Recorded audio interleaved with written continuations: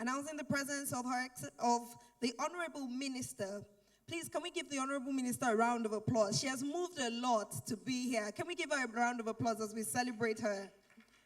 Thank you so much for coming, ma'am. And now I'd like to invite Madam Oluwadayo to please come up and lead us in the national anthem as we all rise to sing the national anthem. Thank you.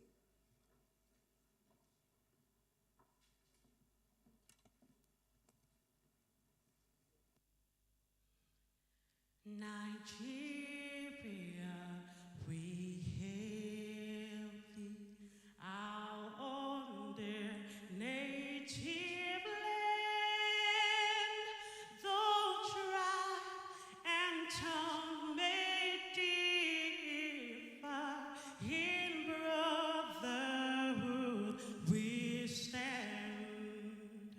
Nigerian soul and proud to serve our sovereign motherland.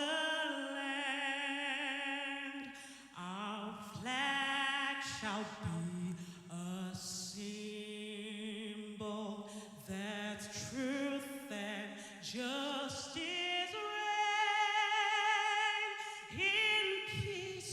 All battle are not, and this we count as gain. To hand unto our children a banner without stain. O God of all creation, grant this our one request. Help us to build a nation where no man is oppressed. And so in peace and plenty, Nigeria may be blessed.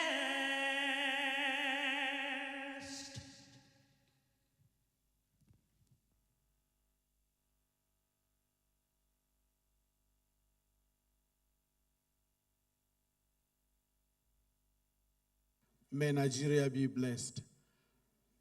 Distinguished personnel here, it is my duty and honor to introduce to you someone who has made this gathering a very, very important thing for herself. I am here in a youth conference and in a youth initiative to give the wisdom, while my colleague and daughter, Temi, she will give the energy. I like the youth for inviting us to keep them on their toes. We have not expired, and with this kind of energy that the youth on this initiative and my co-MC, I think it will be a very successful event. Honorable Minister, you are welcome to this occasion, and she has mentored this initiative and all the officials, and with the full protocol will be done when all the other invited guests are here. But when we come to introduce her, the distinguished, the Honorable Minister, we will do it more fully. But suffice it here that we're expecting the Governor of Kebbi State, who will be the chairman of this occasion. We welcome the Honorable Minister for Investment. Lawyers have a way of calling things. I am a teacher in the university, and in her CV, she is a Juris Doctor. You know, the lawyers will not allow you to even understand some of their titles. A Juris Doctor, in plain language, is a PhD, where we are in the university, and from Stanford Law School, and she has reached the apex of academics. And now she is a minister, apart from being a special advisor, senior special assistant in the past. And when I read her CV, I think it is much longer than mine, even if her years are not as long. So We are also expecting very distinguished personnel here. There will be distinguished speakers, members of civil society and organizations here. Gentlemen of the press are already here, and distinguished ladies and gentlemen. As I said, when we come to introduce the minister and all the speakers who are going to be with us today, will do a fuller introduction. But for the sake of time, and that the minister left so many things to come and be with us, we have to cut the chase and allow the proceedings to start, and we will recognize and welcome all the distinguished personnel who come in. And I will expect that the names and titles of all the people here will be given to us at this time. But whenever we are introducing someone who is going to speak, inshallah, we'll call and recognize the person. Temi?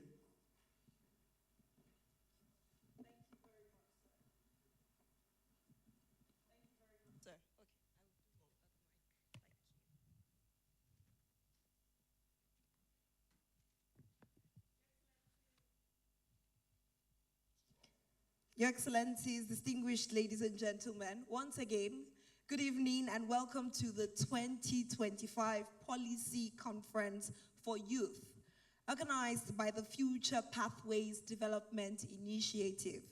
As you rightly heard from Mr. Bala Mohammed, I'll just be here to add energy to the wisdom that he's going to be giving this evening. It's such an honor to be co-hosting this event. Now, the theme for this event today is Rethinking National Unity, Governance Reforms for Strengthening Social Cohesion in Nigeria. This event also doubles as the grand finale of the Policy Challenge 2025, which is a nationwide competition across universities that was designed to inspire undergraduates across Nigeria to think about policy solutions to national issues. As a matter of fact, this competition, which we will soon hear from the finalists, had about over 800 entries, about 840 if I'm correct. And today we'll be hearing from the three finalists who have done much more than speak. They've been able to design solutions, possible solutions to national issues. And so coming up this evening, that is perhaps the most interesting thing that I'm looking forward to, hearing from the finalists. But I'm also looking forward to hearing from our keynote speaker, our special guest of honor, as well as our chairperson, and of course, the founder. Now, as we go ahead in today's event, I mentioned earlier on that this event is organized by the Future Pathways Development Initiative. It would be nice to just take some time to understand some context. What is FPDI? What is the Future Pathways Development Initiative? And of course, what is this policy conference for youth about? And so to inform us, it would be best to bring up the experts, so to speak, in this field. So join me as I bring to the stage Tolulokpe Afolayan. Can we give a round of applause as Tolu comes to give us some context about this event? Can we make the applause louder? I hear that youth are in the building and we are energetic. Thank you.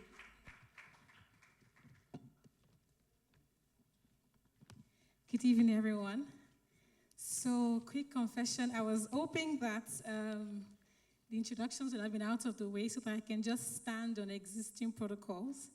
So, yes, that's what I'll be doing. I'm standing on every existing protocol, recognizing our distinguished guests tonight. Thank you so much for joining us.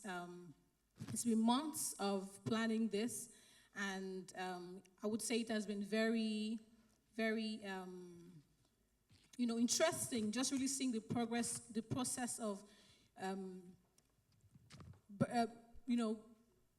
birthing this vision. So I'll just go straight into what I have to present to us tonight. Just speaking about the policy challenge, what the policy challenge story is about, what the vision is about, what we have been able to do over this period of about 6 to 7 months, and what the steps are looking like moving forward. So what is the policy challenge? So this is essentially an initiative of the Future Pathways Development Initiative. It's more than a competition. This is a platform for development-focused dialogue. It's a space that was created for critical thinking and collaboration towards creating well-thought-out solutions for nation building. And we're taking a youth-sensitive approach.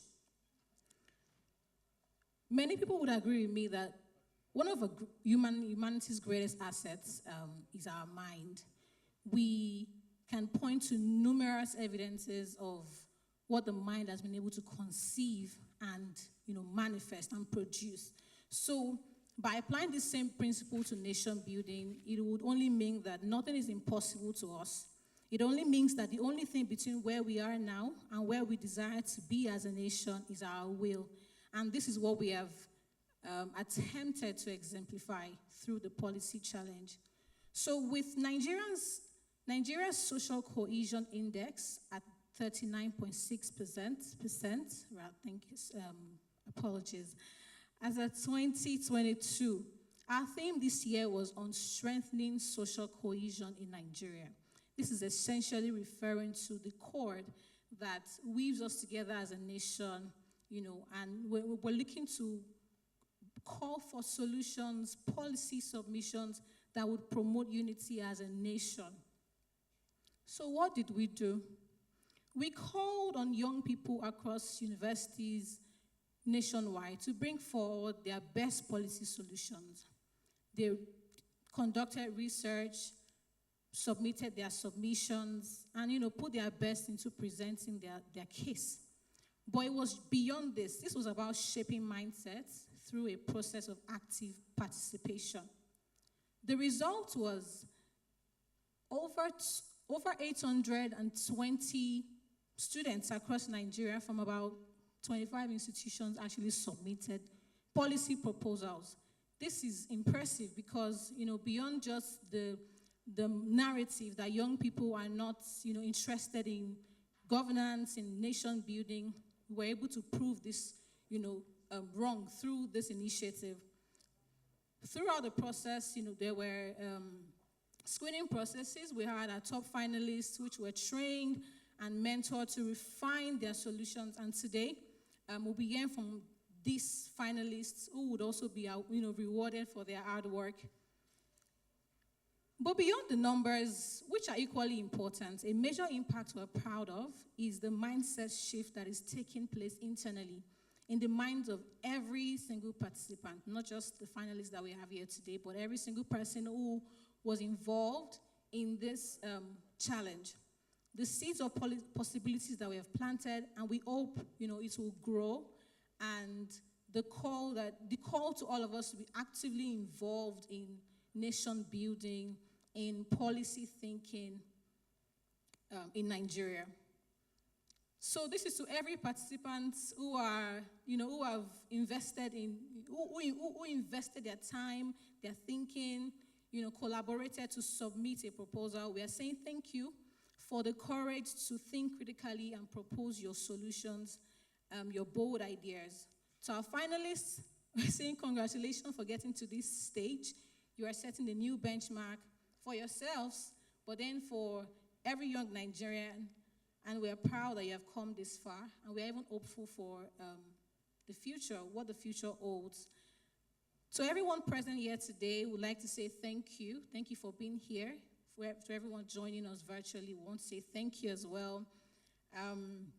This is a reminder that we are not just accessories or victims of Nigeria's narrative, but we are actually accomplices in Nigeria's failure or success. The vision is not stopping here. We are moving beyond 2025. We are moving beyond Nigeria, and we're looking to expand this across Africa.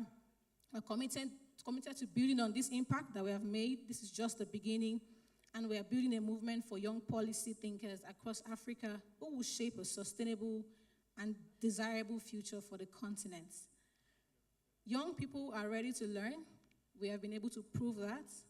We are ready to leverage, and we are ready to lead. Happy International Youth Day, and thank you so much for listening. I hope you have a wonderful evening tonight.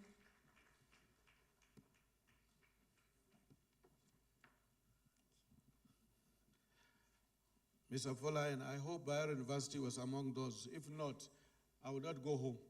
I refuse to leave until I see BUK people are here. Thank you very much. And we look forward to this very, very important policy intervention by youth. Just a short introduction to someone who is going to do a very good effort at this meeting. Ayokunu Ojeni is a managing director of Reverso Business Services Limited, and he is the convener with his own colleagues at this place. And he is a founder of this Future Pathways Development Initiative, Limited by Guarantee, which is a non-profit. And he has done a lot of work, especially with the Honorable Minister here. And he has done so much in the field of bringing business to Nigeria and making business a very easy thing to do in this country. He has been groomed and modeled by the minister herself, and now he's a very, very advanced intellectual following in her footsteps. She has been his mentor, and she has been very, very instrumental in what we are going to do tonight. And we hope that Ayo, for the short form, he's has been program manager of the delivery of technical assistance to the 36 states of the Federation. He has done so much for Lagos and Kano. I am surprised that he didn't come to visit me in the university. He has done so much for Kano. I have just learned, and I am very happy. Anything you do for Lagos, madam, please come to Kano also. We are the counterparts in development, and we hope that, inshallah, it will be a very, very good event tonight. Because the minister has to leave very early, we will ask Ayo to introduce her and tell us about what he had do here. Wow, thank you very much. You may please be seated. Thanks. The MCs, I had to overrule them. They wanted to bring the Honorable Minister up themselves, but I cannot sit and not say a few words too. I mean, the bottom line is that today would not have been possible if not that I met Dr. J. I'm almost teary because it was June 24, 2017. It was just like any other day. I participated in a competition, and as she opened what was to be a Pebble hackathon. So I just walked up to her and I said, please, ma, I'd like to do an unpaid internship with you. And she said, okay. She handed me a card. And it so turned out that after the 2-day competition, I won the competition. And she was like, are you sure you just want to do internship? Come. And that's how I left what many may consider a dream job to pursue my passion and my interest. And Dr. J gave me a ladder. One of my dear mentors, please, yes. One of my dear mentors says, when you climb up and use a ladder, says, wherever you get, don't forget the ladder that brought you up. Some would say, a river that forgets its source will dry up. So I'm really, really excited. Earlier today, and my final sentence, I hope. Earlier today, I put something on my Instagram, and I said, this conference, it's been a 19-year dream. I was an undergraduate in school when it occurred to me that I would like to someday do a youth conference. It's taken this long. I'm no longer a youth, but I'm glad that I can provide a platform for the youth to express themselves. And with that said, I'd like you to please, with a standing ovation, invite Dr. Jumoke Odowale, MFR, Honorable Minister of Industry, Trade, and Investment. Like we used to do.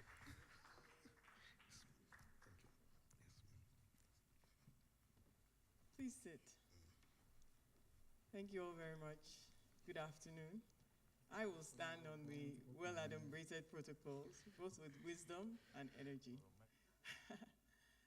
This is a short goodwill remark, and the person to introduce me was also introduced, so there's been a lot of introductions. But it would be remiss of me not to acknowledge Nigerian youth, really the most important people in the room and in the audience today. And why I say this is we take one day to recognize our youth, but that is the powerhouse, the engine, the fuel of the Nigerian economy, of the Nigerian society. It is what makes us who we are. Over 200 million people, 70% of which are youth.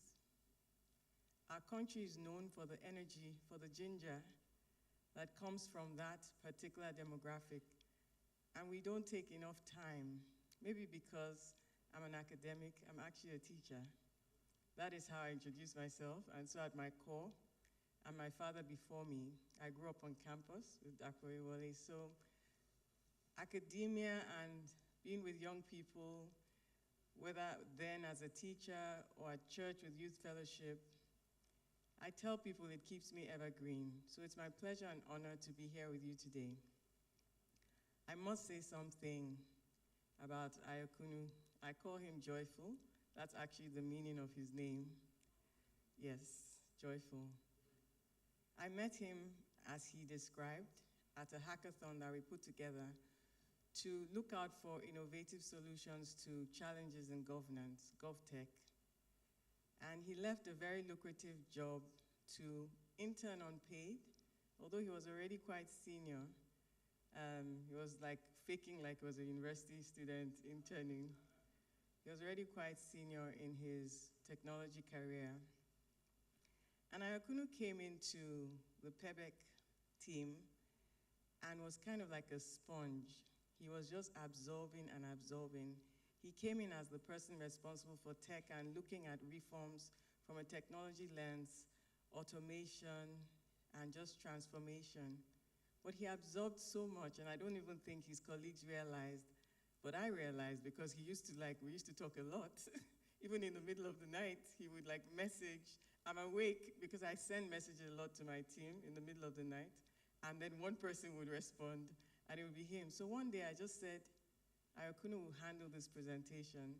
And I think the whole team was shocked when he started talking about technical details that just a few months earlier were completely new to him.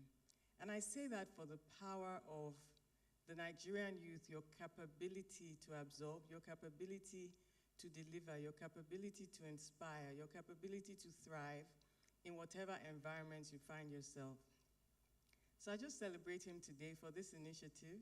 I watched his podcast and his Instagram posts for many, many years.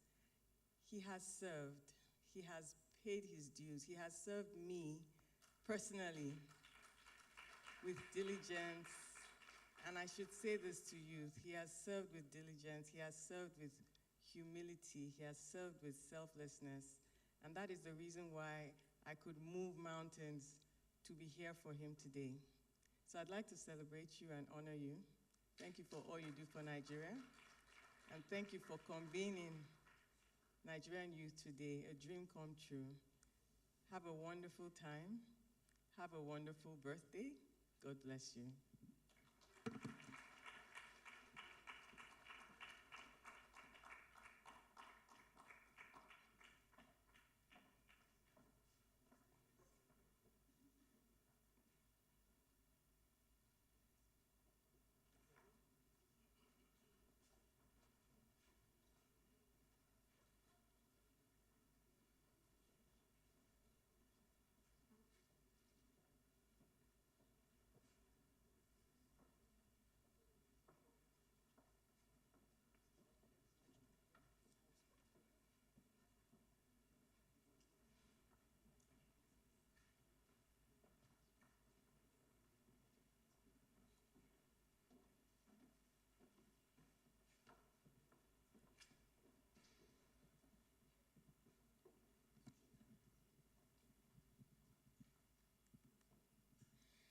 Thank you very much, Honorable Minister for Industry, Trade and Investment, Dr. Jumoke Oduwole. Please, can we give another round of applause? She's also the founder of No Limits Nigeria Initiative. Thank you so much, ma'am. Thank you so much for stopping by despite your very hectic career and very hectic schedule. We thank you so much.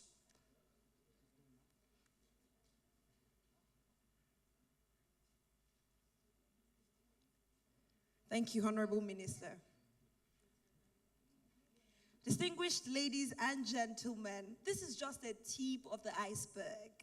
And like I tell people, it's time to fasten your seatbelt because we are ready to fly.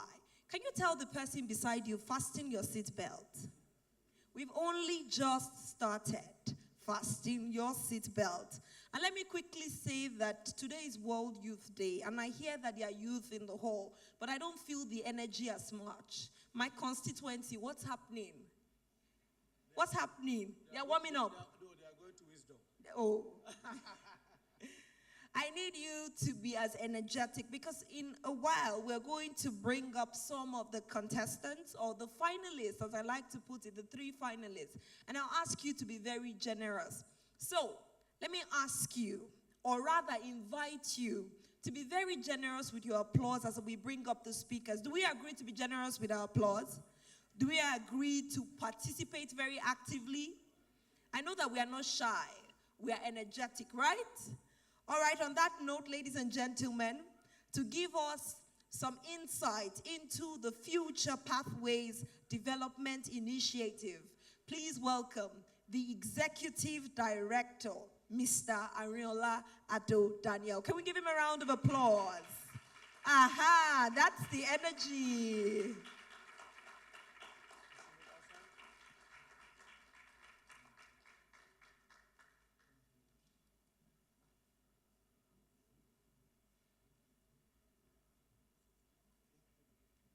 All right, as we await him, I was just curious. I mean, it's a room full of, it's a room that has a lot of young people in it. So just as we await Mr. Arinola, I was just curious. You know, the theme for this conference and the theme for the competition is Rethinking National Unity. So I'm curious, how many people in this hall have visited at least 5 states? Okay, let me move it up to 6. At least 6 states in Nigeria. Can you raise your hand? At least 6 states. Okay. Now, second question. How many people have visited at least 1 state in each geopolitical region? The hands are fewer. So I guess we have a take-home from this. Let's just visit. I mean, we want to visit so many places. Let's add that to our to-do list and get a sense of what Nigeria really is. Get a sense of who is our brother from the other region. Ladies and gentlemen, as I was speaking, the person I invited walked back in. So please welcome to the stage, Mr. Arinola Ado Daniel. Can we make the applause louder?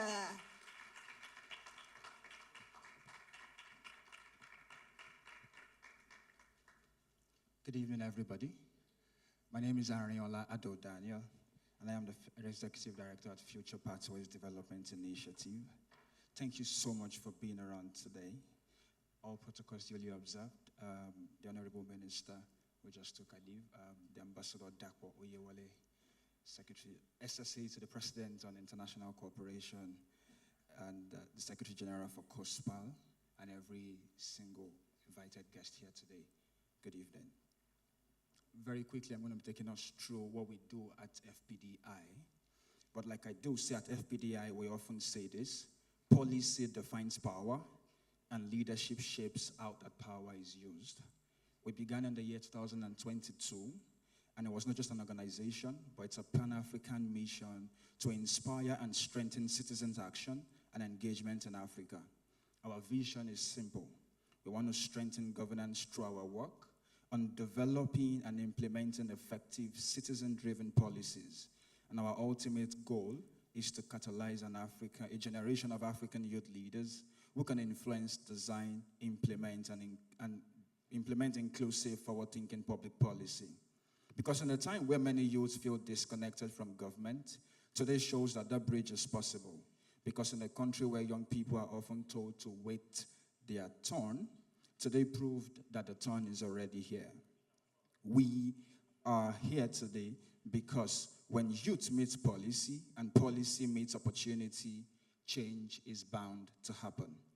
One of our flagship initiatives is the Policy Challenge that my colleague had took us through earlier. And what we do at the Policy Challenge is to celebrate undergraduates across federal, state, and tertiary institutions across the country to engage in policy, and then we bring them into a competition, and today's the grand finale. We also were able to record over 800 interest in this year's competition. We received 160 fully formed policies, and today we have our top 3 finalists who are going to be battling for the prize for today. Another initiative that we have at the Future Pathways Development Initiative is called the Policy Hub, where we intend to establish hubs across federal, state, and polytechnics, across institutions across Nigeria. And the goal is simple. We want member students to be able to collaborate on localized policy development, where we can run capacity training sessions in partnership with institutions across for their student representative council and their union executive. Another one of our initiatives is called the African Youth Policy Fellowship. And this is a paid year-long fellowship program for postgraduate students, non-students, where participants are embedded into government institutions and MDAs to empower them. And while filling this capacity in government, they get to work on policy-making roles. The program is fully funded, and we intend to use those funds to support and strengthen their learning outcome. Another thing that we do at Future Pathways Development Initiative is also a football competition where we intend to empower young people from low-income families and ensure that they're able to further their career and their education. Lastly, there are so many projects that we do have at the Future Pathways Development Initiative in partnership with various organizations like the Legislative Mentorship Institute and our friends at LEAP Africa and very many other civil societies who are also duly and well represented here today. And we want to assure everybody who are a part of us that they are going to get first-hand information as soon as any of this initiative roll out. I'm not going to end tonight without celebrating the founder, Ayo Kunomi Ojeneyin, whose vision has made today a reality. Your persistence has kept this burning, and today we have seen the light that it has brought. Thank you so much. I would also like to say to our participant and every young person following who are here or following online, that remember this: governance is not a distant room in Abuja. It is the decisions that we shape. It is the decisions we shape every day in our communities, on our campuses, and in our nation. So seek out opportunities like this and many others, and you're going to learn, engage, and also get to lead. Because if you're not at the table, you are probably on the menu. On behalf of FPDI, I'd like to thank you all for making today a success. May the partnership we formed today grow into a project that transforms our life. Thank you, and God bless the Federal Republic of Nigeria.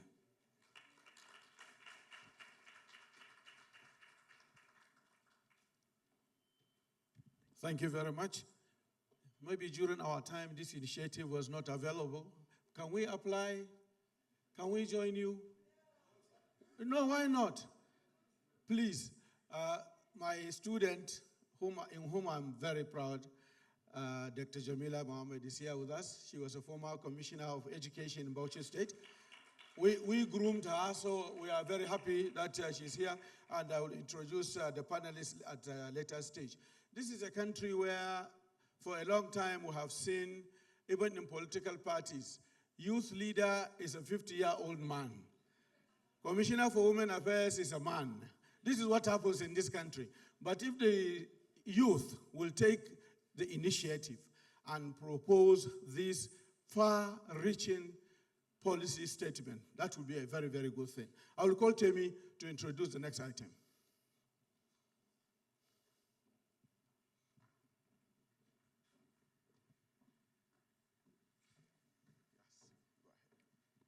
Thank you very much, Mr. Bala Muhammad. Ladies and gentlemen, we're now moving on to the highly anticipated competition. Are you ready? Okay, I feel that some young people are in that corner of the room, but I'm not sure about here. Let's do a quick check. Are you ready? Amazing. Now the energy is getting high. So we're going to have the competition. As I mentioned earlier on, this competition has gone through different stages. And the people who are here have gone through so much in terms of screening before they've got into this point. We had over 800 entries. And then it was further screened to about 160. And then it was further screened again. And then people had to, come and defend virtually their policy ideas. And then they're here today. 3 of them have emerged. 3 teams. So I'm going to invite them soon. Before they come up, a short clip will be played. And then we would hear about what they represent. But I want to ask you, and I said all that to set the context to being generous with celebrating them. Standing before a crowd such as this for such an important occasion is such a big deal. So please, let us celebrate them when they come up. Just to give us some context and to remind us, their presentation is on the theme, Rethinking National Unity, Governance Reforms for Strengthening Social Cohesion in Nigeria. And these teams are from different universities. So they are undergraduates who have thought so brilliantly about ideas, policy ideas that could be implemented. So, without further ado, it's time to get out of their way and bring them on stage. I'll start with the first team, and then we'll cue the video, and then they will come up to share their policy ideas. The first team, all the way from the University of Lagos, is Team Dog. Can we please celebrate and invite Team Dog?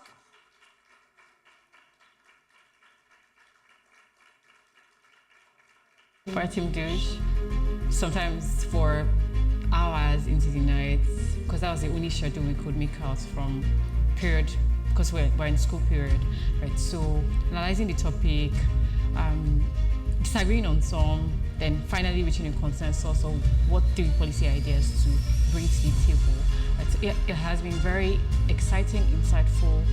It's been a journey of discovery for many of us. I mean, for a number of the people on the team, this is the first, right? So it's been a very good experience, I must say. Presenting Team Dog, please, ladies and gentlemen.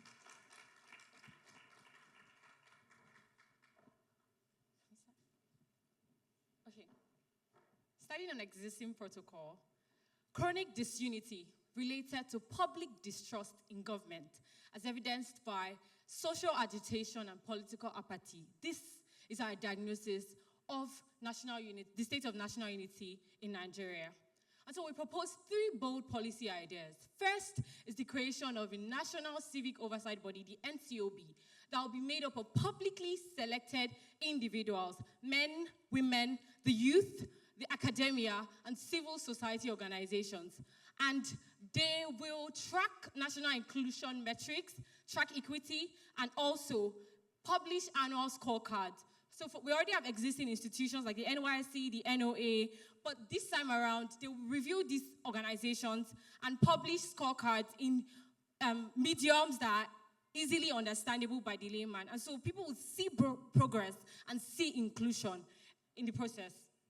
Next, we propose a reform of the state of civic education across the basic education level. At the moment, civic education is taught as a subject for people to pass just because it's required. Anybody can teach civic education. But the purpose for which it was created was so we can ingrain in young minds a sense of national consciousness. And so we propose a reform of the current curriculum to include our history as case studies, to show patriotism, to show activism, and to show young minds what it indeed means to be Nigerians. And also, we also propose that the UN and BBC outreach models to underserved communities be adopted as well, because we recognize that sadly 1 in 4 children are out of school. And also, we also propose that a national monument be created across the 6 geopolitical zones, so young minds as well can see their history, they can see what the whole journey that it took to becoming the Nigeria we have today. Finally, our third policy option is the National E-Citizenship Referendum Platform. Picture this, every Nigerian with a digital vote, a digital voice, to mirror what we have in the red and green chamber, to say yes on things they agree on for their shared prosperity, or to disagree when they think that the ethical review of leadership does not match what we want to see today in government. These are the policy ideas we propose, and my colleague will tell us why we chose what we chose. Thank you. Now, why do we recommend the NCOB? First of all, the NCOB was not taken out of thin air. We studied proven precedents from countries like Taiwan, the Philippines, and South Korea. And we noticed one thing. When you give people decision-making power, they own it and they make it work. Also, the NCOB is going to follow the diffuse cost concentrated model, which requires low cost for higher investments or higher returns. In layman terms, low investments, low risk, higher returns. Additionally, the NCOB is very cost efficient as it will be getting its funding from presidential allocations as well as grants from SDG-aligned international organizations, particularly those concerned with SDG 16, which is social justice, peace, and stronger institutions. Also, we plan to prevent the NCOB from politicization by designing its operations through the creation of new policies or the amendment of existing policies. Finally, I would like to say this. We have long sacrificed our peace, our progress, our prosperity on the altar of disunity. Our model, the NCOB, is how we plan to fix this problem. Thank you.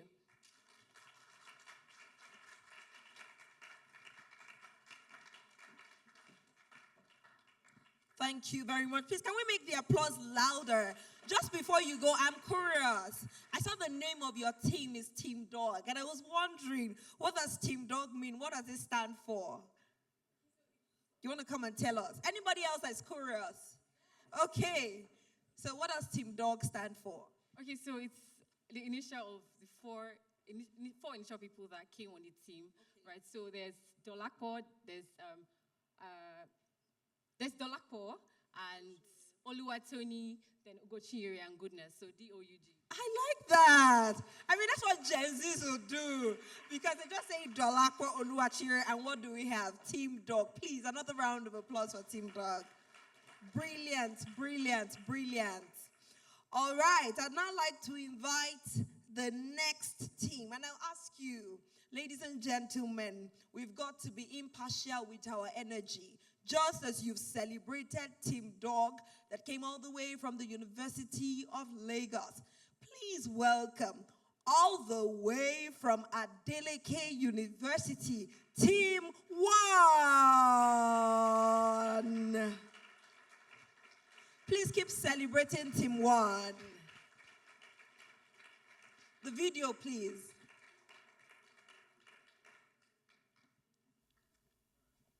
We are Team 1. So this program is outside our domain, and we had to step out from what we do normally as contact science students. So coming up with this policy, we had to do a lot of research. We spent time carrying out surveys, meeting with people who are experienced, and we presented our policy to them, and we listened to their opinions. Then we worked on the opinions they gave us to actually work on the policy that we are presenting at this program.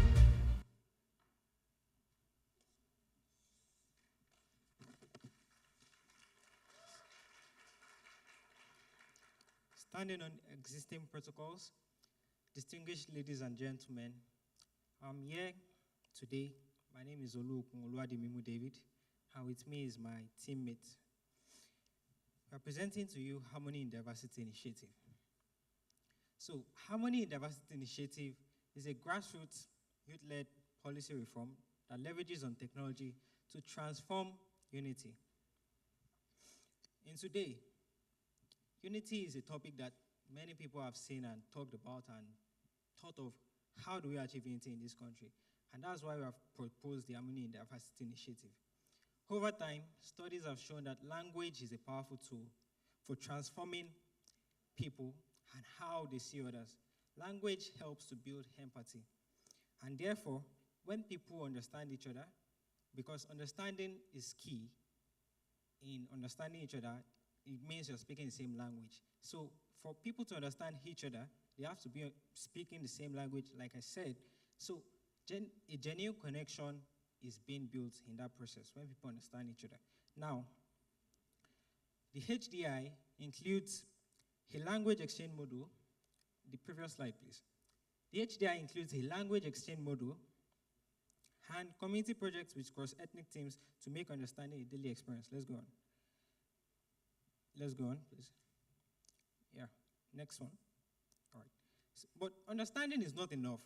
When people, especially the youth, feel that their voices and opinion matters, it creates a shift from apathy to openness. This is why the HDI includes a civic education and youth participation in policy making, ensuring that we are not making the youth just informed, but also involved. And we know how to keep them engaged. We are building a Unity app that is going to be gamified in the sense that their participation is going to be rewarded. We decided to go local. We conducted a survey, and you will see some of the results on the screen. And most of our participants that we interviewed showed interest in a gamified system that rewards them for their efforts in building national unity. With the HDI, everyone is involved, not just the smartphone generation, not just the techies, not just the educated elites. We can go on to the next slide, please. But also with local language radio programs, TV slots, caller tunes, unity circles, and story cards, we are able to reach everyone, making it an inclusive policy proposal. Our implementation strategy is to start small. We're piloting in 6 major states, in the 6 geopolitical zones in major states.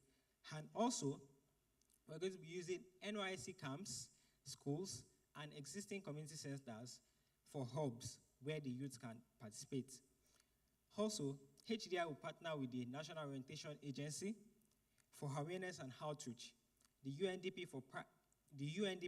and other private CSR for sponsorships and funding.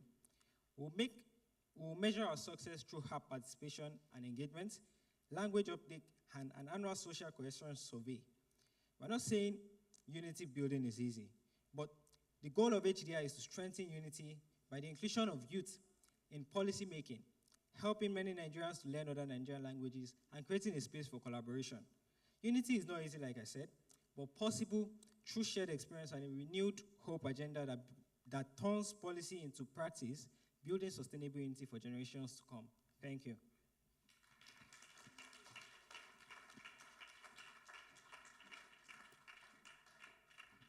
Thank you very much, Team 1, all the way from Adeleke University. I think that the name already communicates what they are saying. One, unity, coming together. Thank you so much, Team 1. Now to the final team for today. Ladies and gentlemen, please put your hands together all the way from the University of Lagos again. Team Trailblazer.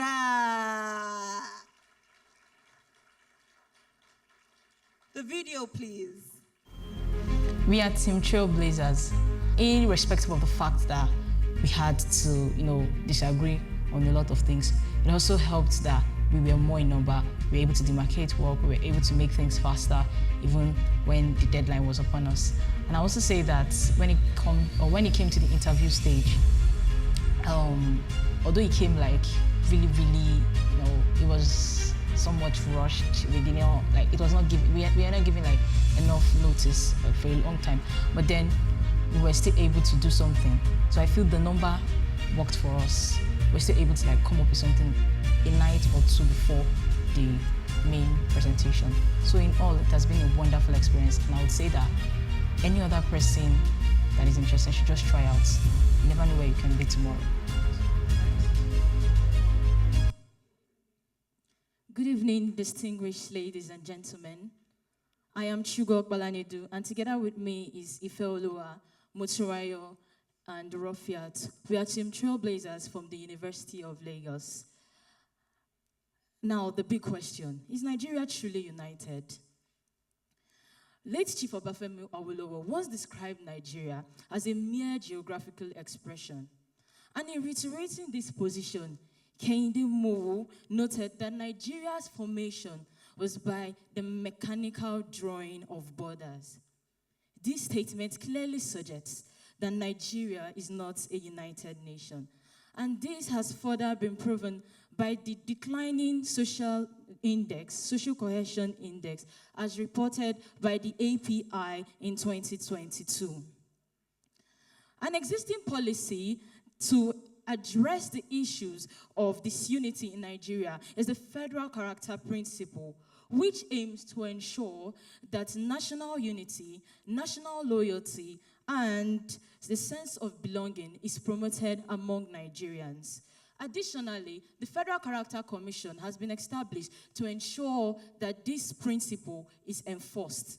Yet, issues such as lack of sufficient funding and lack of independence for the Federal Character Commission, as well as the failure of the existing quota system to balance equity and meritocracy, affect the implementation of this principle.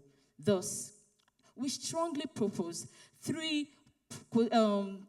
policy solutions. First, quota system reforms. Secondly, autonomy for the Federal Character Commission. And finally, increased budgetary allocation for the Federal Character Commission. With regard to, please, the previous slide. With regard to our first proposal, we believe that by specifying minimum conventional qualifications for quota accommodations, a balance will be struck between equity and meritocracy. Also, instead of a unified quota system for all the states of the Federation, a flexible quota system which will reflect the ethnic diversities of each state in the Federation should be adopted. With regard to our second proposal, the Federal Character Commission should be granted full autonomy in its affairs, as we believe that this will bring about greater effectiveness and efficiency of the Commission. Finally, our third proposal, increased budgetary allocation to the Federal Character Commission. And we believe that the National Assembly could consider increasing the budgetary allocation from the current 0.0067% to at least 0.1%, looking at the great role this commission will play in making sure that this country is more united than ever. If these proposals are implemented, please, the next slide. If these proposals are implemented, we believe that on a short-term basis, it will bring about increased visibility for marginalized ethnic groups, and on a long-term basis, promote inclusivity and fair representation of many ethnic groups in federal appointments and employments.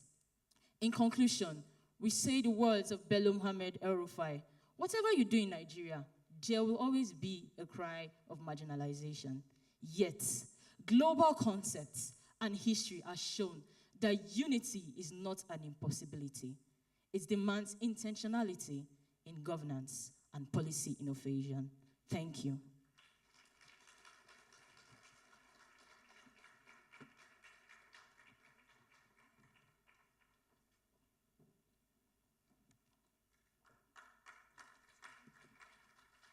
Thank you very much. May we know you again, please? The name? I am Chugo Okbalanidu. Rofia Toinkpemi. Dosumu Ife Oluwa. Mutsarai Oluwale Banjo. And thank you very much. Another round of applause for them, please. How coincidental. Yesterday, my 400 level students, whom I teach public mobilization and persuasion, presented a semester group assignment on exactly these two topics about Nigeria's diversity and unity. Wallahi, yesterday. And I didn't know that I would come here. And, northern universities, we are more diverse, actually, because we have, for instance, Bayero University, Kano. In my class, I have students from 31 states of the country. And they called that meeting, they called it cultural Many cultures, one BUK. BUK means Bayer University Kano. How communication can help in uniting Nigerians. And they invited all cultures on the campus to come to the Department of Mass Communication to discuss how they can use communication and social media to reach out to youth so that we can have a better country. These young people, they are thinking ahead of us. For unity in this country, we need a serious, serious youth intervention. Thank you very much, everybody. Before our panel discussion, we have a very, very important guest with us here, a very important person who is going to speak to us, Dr. Dapo Oyewole. Please come forward, sir. For you to know, he is a senior special assistant to His Excellency the President on international cooperation. That is no mean feat. That is a very, very important office he's holding. Please, a round of applause for him. He is also Secretary General of the Conference Speakers and Presidents of African Legislatures. In his role as that Secretary General, he reaches out on behalf of Nigeria to African legislatures so that they can think together, think alike. Things like the African Free Trade and the NEPAD and other things are all things which we aim to unite Africa with. He is saddled with that responsibility to bring Africa to Nigeria and to take Nigeria to Africa and the world. Dr. Oyewole, we would like to hear from you. Thank you very much for coming. Thank you very much indeed, and really honored. Good evening, everybody. To say it is an honor and a delight to be here would be an understatement for a range of reasons. In their absence, let me first acknowledge His Excellency, the Executive Governor of Kebbi State, Dr. Nasir Idris, my sister and childhood friend, the Honorable Minister of Industry, Trade and Investment, Dr. Jumoke Oduwole, my fellow judge, the economic advisor to the governor of Katsina State, Mr. Khalil Noor Khalil, and my other fellow judges, many who are here today from what I understand. Ms. Omomi Ogunrotimi. Ms. Ogunrotimi, where are you? Yes, right there. She was one of the judges. Please, a round of applause for her. And Miss Elizabeth Abubakar. Is Miss Elizabeth Abubakar here? She's not here. I had to acknowledge them because behind the scenes, we all worked tirelessly together to listen to many of this presentation over several hours, giving up weekends and engaging. But I have to tell you, it was a very, very rewarding experience indeed. As has been mentioned, my name is Dapo Oyewole. I wear many hats, some that have been mentioned. But for anyone who knows me, there are two things that are very much at the very core of my soul. One is the issue of policy, and the second is the issue of youth. And I, in that regard, also serve as the chairman of the Planning and Advisory Committee and inaugural director of the Legislative Mentorship Initiative, an initiative founded by the current Chief of Staff to Mr. President, Right Honorable Femi Gbajabiamila, when he was the Speaker, in order to develop young people's capacity for policy making and effective leadership in government. And that is why today it is really exciting for me to be here. And of course, when my dear brother Ayokunu reached out to me to be a chief judge for this particular contest, I had a lot on my table, as you can imagine, but it was a scenario in which I could definitely not say no. I could not say no because really, policy is at the very heart of our country and the future of our nation. I think you've all heard quite a number of speeches and presentations, so I'm not going to give you the traditional speech. I'm going to tell you a few stories about my journey, about my experience as well.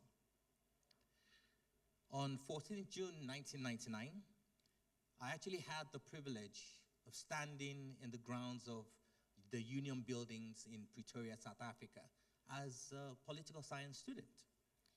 And I had the opportunity to watch Nelson Mandela hand over the baton of leadership to his successor, President Thabo Mbeki.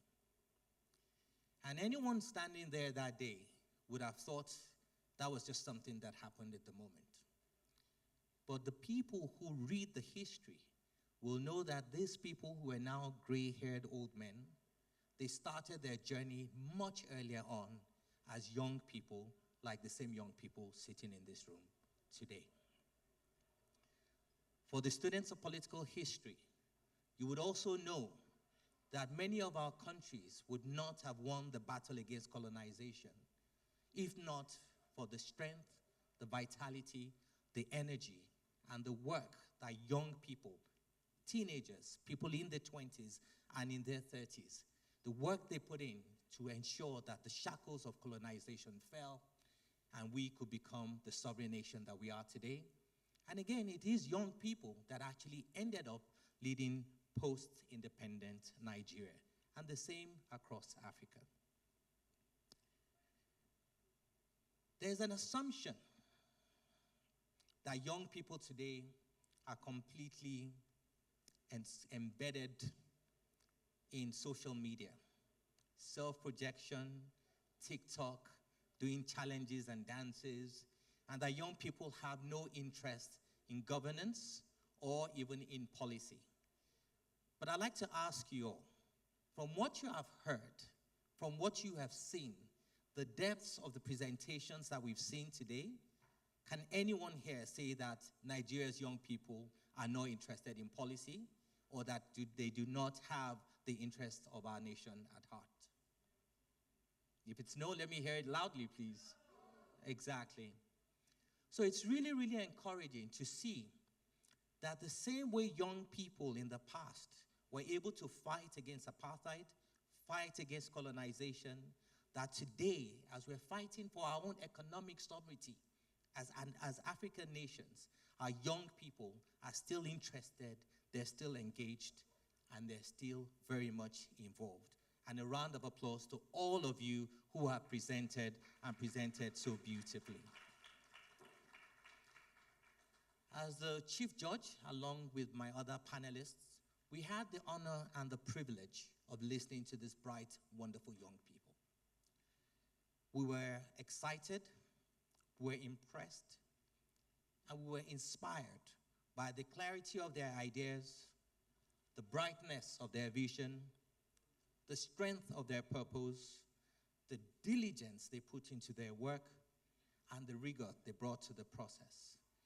And I can tell you and I'm sure I speak on behalf of many of my other fellow judges, by the time we had finished judging, we were left with nothing but a sense of optimism and excitement about the future of our dear country, Nigeria. But this would not have happened if another set of leaders did not come together to create this fantastic organization and created this policy challenge. And in that regard, I'd like you to please join me in a round of applause for Mr. Ayokunu and the entire team that worked on bringing this together. This cost a lot of money, a lot of time, and a lot of resources. And I'm sure they could have spent that money relaxing somewhere in Greece or in some nice fancy vacation. But instead, they decided to pour it back into creating opportunities for young people, not just to display their talent, but also to get the visibility that is required. And I'm very delighted that you were able to honor Dr. Oduwole earlier on today. There's some people to get to where they get to, but they forget to honor those who got them to where they are. And that itself is leadership. Honoring those, the shoulders of the giants on which you stood, but also opening doors for others like these young, bright people to join us today. In 2009, I don't know if it was an honor, but I had the privilege, definitely, of returning to Nigeria from the United Kingdom, where I studied and where I lived. And I came to take on a position as the head of policy and strategy of the United Kingdom's Technical Assistance Program here in Nigeria. Hitherto, in the UK, I'd run the Center for Policy and Strategy. And what was really interesting is that my job was leading teams of embedded advisors, both Nigerians and international, that were providing technical assistance to governments across the country, both federal and at the state level, particularly in the areas of policy formulation, planning, and implementation. I was in my mid-30s. I'd never worked in Nigeria before. And in fact, I'd never even traveled across Nigeria. But it was one of the most exciting experiences of my life, and one that cemented the roles in which I played in government. We had embedded teams working with governments in Kano, in Kaduna, in Jigawa, in Lagos, in Enugu, and in other areas. And what we did was sit down with civil servants and help them to design policy processes, particularly to create state development plans. But to do that, we did not want to be prescriptive. We wanted to work with the civil servants instead of just tell them what to do. So we designed something called a self-assessment tool, a tool that helped them to assess their own capacity and their own ability to make policy. What was very interesting is, first, the level of the passion and commitment of the civil servants. I think our civil servants are heroes that a lot of us don't appreciate as much as we do. A round of applause for them. But when we conducted the assessment and we asked them, how many of you have actually been trained in policy or in strategy? The number was abysmally low. So it is not surprising, ladies and gentlemen, that if we did not train our civil servants to engage in effective policy design and policy making, that we would have the kind of challenges that we were facing then. I often say, if we want a surgeon to perform heart surgery, we would just say, okay, go ahead and do it. You seem to be a nice, kind, pretty person. Or if we wanted an engineer to build a bridge, would we say, okay, go ahead and build the bridge? You seem quite smart. Or if you wanted a pilot to fly us across from Nigeria to the United Kingdom, whatever the case may be, would we say, oh, you look like you have good eyesight and you're from my state. Okay, go ahead, fly the plane. No. We would ensure they're certified and they're trained in exactly the task that they have been given. So, ladies and gentlemen, why is it that we are not as invested in training the capacity of the civil servants and the leaders who are responsible for making the policies that affect the lives of over 200 million people? And this is why what this team, the Future Pathways Project, is doing is so important. They are training our young people to design better policies for a better future for our nation. And we applaud you. If you want to clap for them, please clap for them.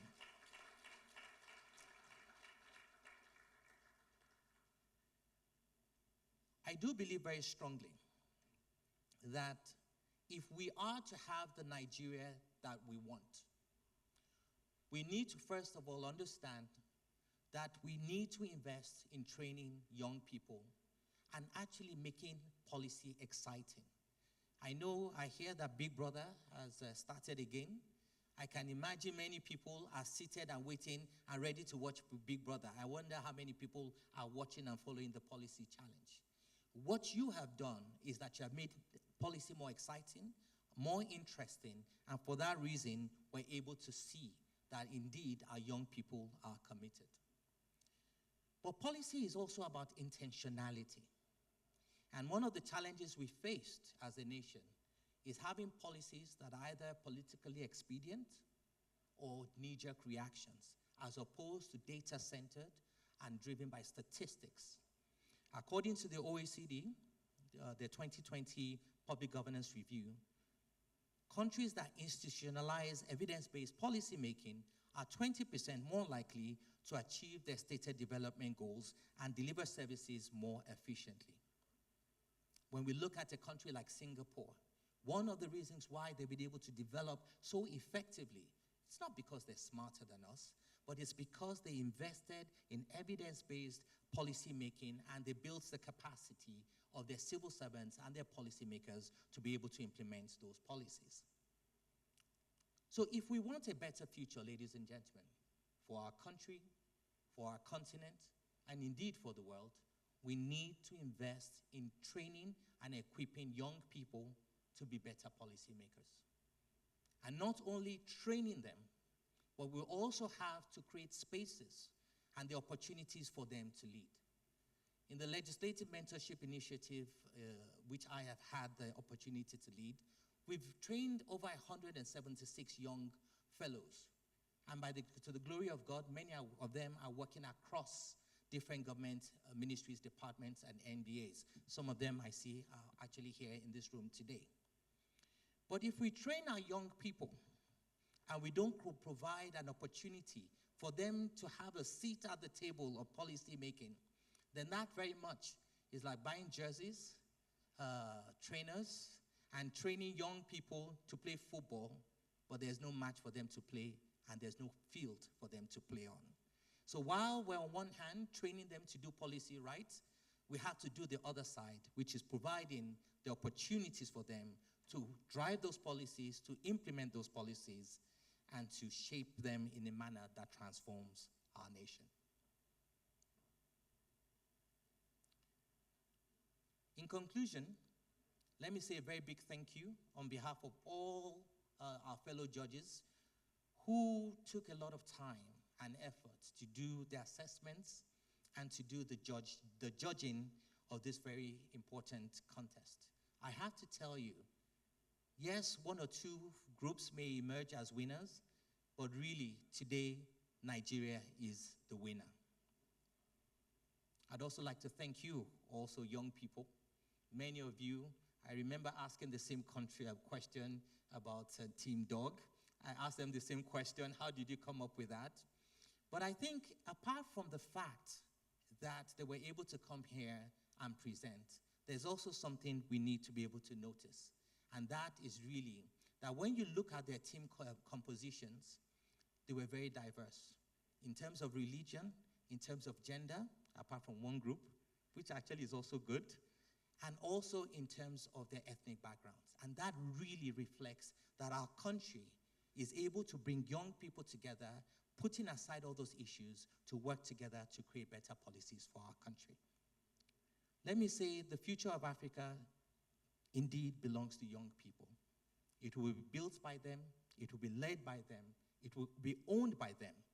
But to do this, we need to groom policy architects who will design the future, and I am proud to say that we have them in this room. Thank you very much indeed, and all the very best.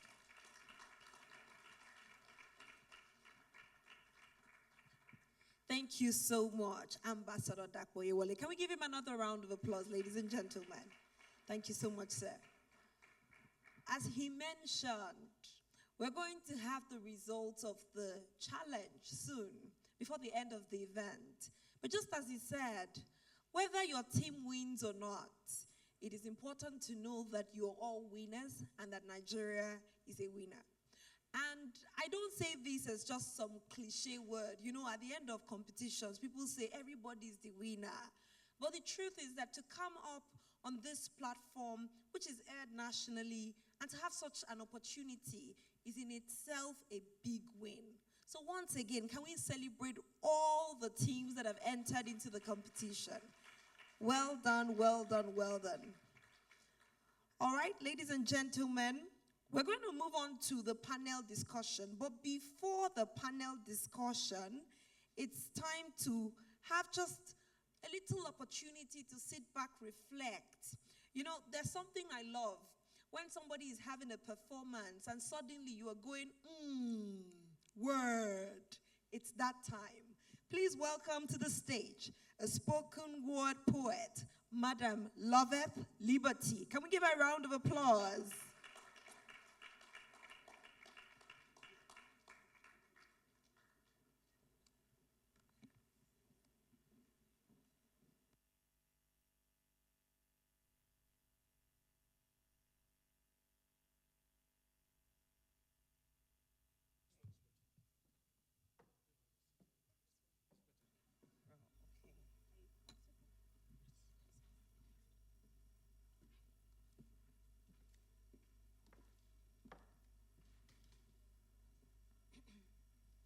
Good evening, everyone. I'll just wait for you guys. I'll say good evening again. Good evening, everyone. Good. So my name is Loveth Liberty, but you can call me Miss L. A lot of times when I come to events like this, they're like usually like older persons, but it's so good to see my age mates here. Like there are lots of my age mates. So okay, I was actually saying that I love that I have a lot of Gen Zs here, and I feel very much at home. I have a short poem, and I hope there is something you like, because I enjoyed myself creating this, and I hope you enjoy yourself. So, DJ.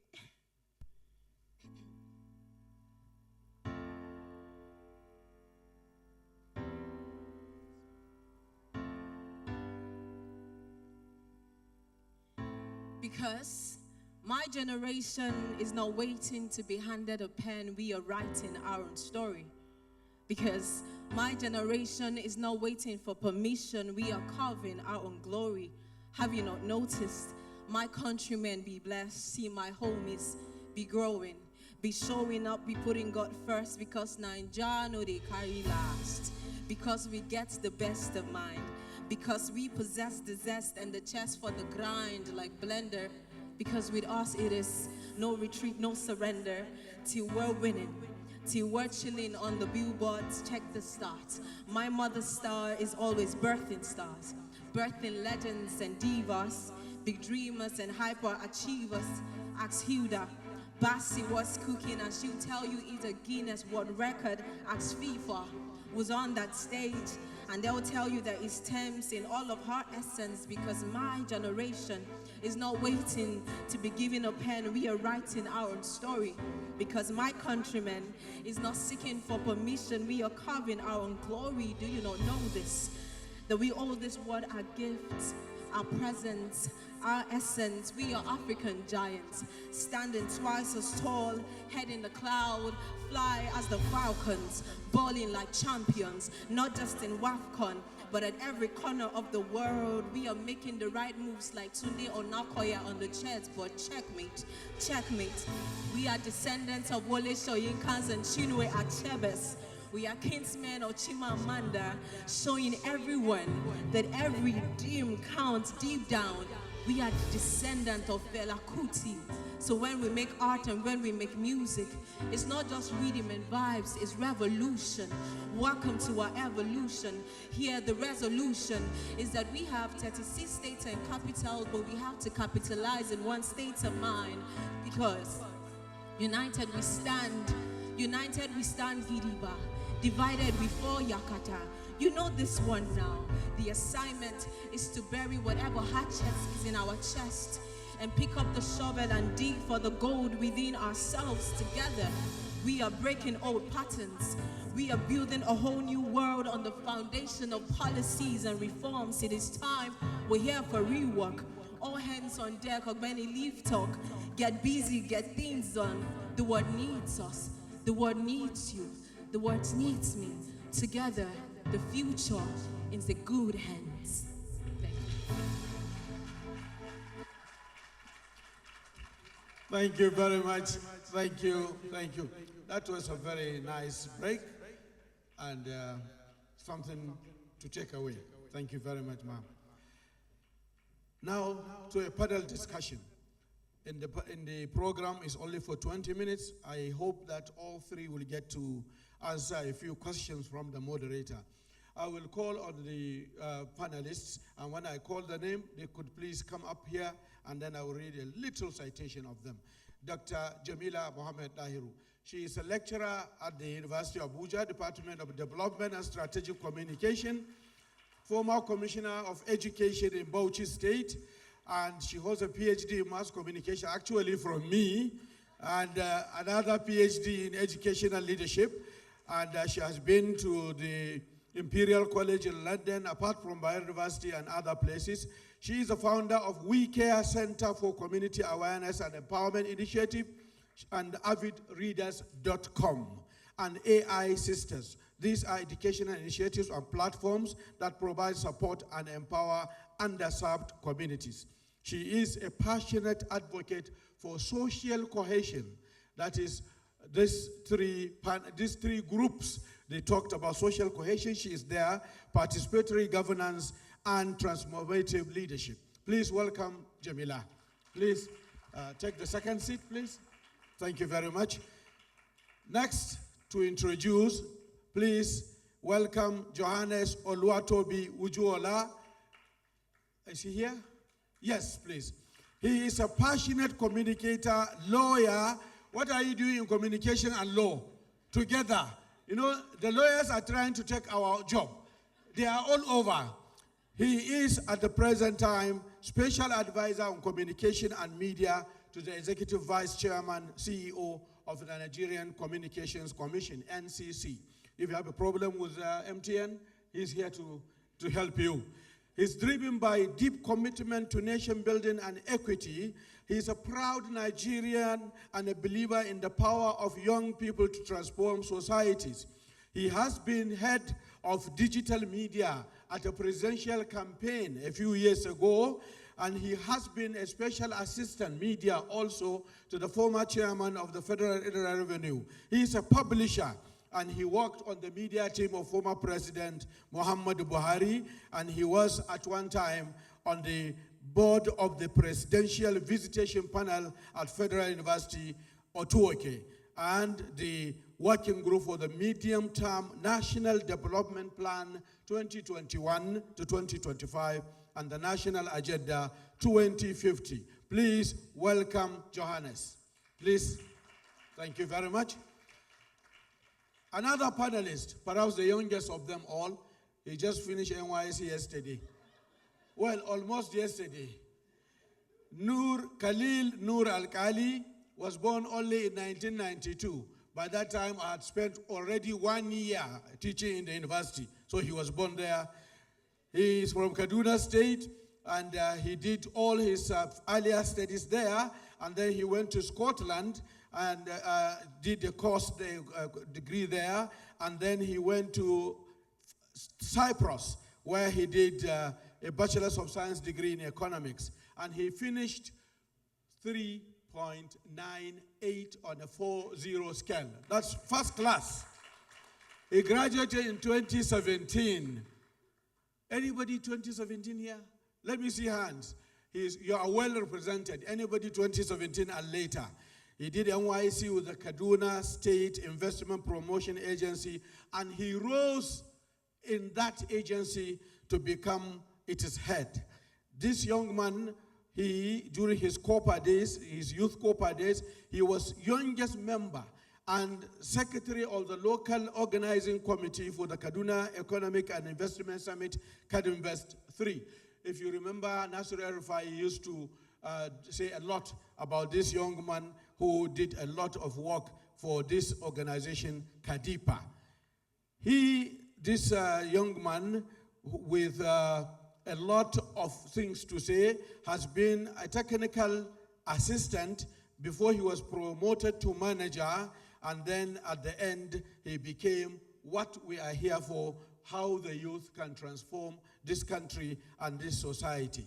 From the acting head of investor relations, where he restructured the IR department, he became the leader of that organization in Kaduna. Today, he is in Katsina as a special advisor to the governor of Kaduna State in investment also, and so many other things. He is also on the old Association of Investment and Promotion Agencies. 3 pages long for a very young person. Please welcome Khalil Nur Al-Kali. When they wanted me to moderate this panel, I said, look, you wrote youth as leaders. If the television people see me with gray hair, say, what youth as leaders? So I insisted and I said, somebody who is along their age should be the one to moderate. And I'm calling back Ayo, our own convener today, who is responsible for delivering project management support. He was part of the Companies and Allied Matters Act 2020. You know, that one has made it possible now to register your businesses in a very, very short way. And he did a lot of work on the Lagos State e-planning permit and the Kano State Internal Revenue Service e-payment platform. In 2022, he was program manager for the delivery of technical assistance to the 36 states of the Federation and the Federal Capital Territory. Welcome, Ayo, and he's going to moderate this panel. You have 30 minutes or less to do this. Ask them all the questions, and we will look forward to their answers. Ayo.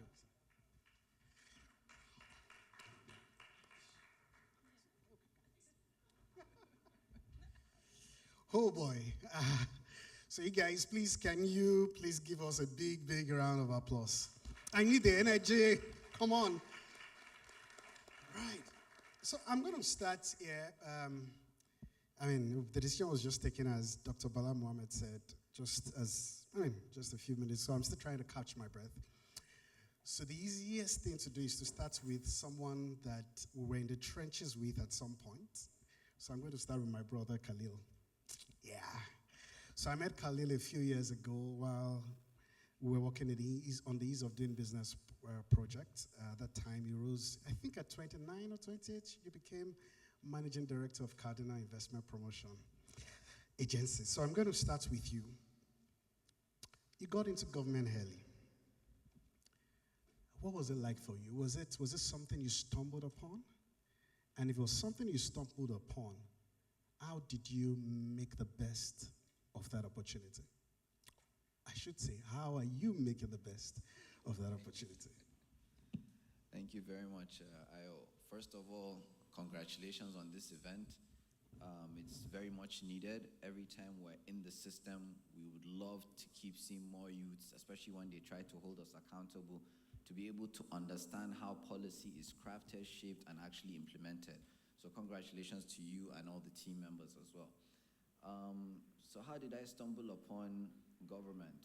I finished university. I was privileged enough to know someone in government, Hafiz Bayero, whom I reached out to, and I said, okay, all of you guys, the uncles, the aunties that promised us jobs, who have not seen anything, they have not called us back, so what are we going to do? And he said, forget them, just come to a place called Kaduna Investment Promotion Agency, to which I did. He was impressed by my results, so the first thing I had to do was to differentiate myself by having a first-class degree and graduating top of my class. I came in, and when I came into Kadipa, I realized almost this RFI administration is just like university again. So there was no need to do PhD or master's after that.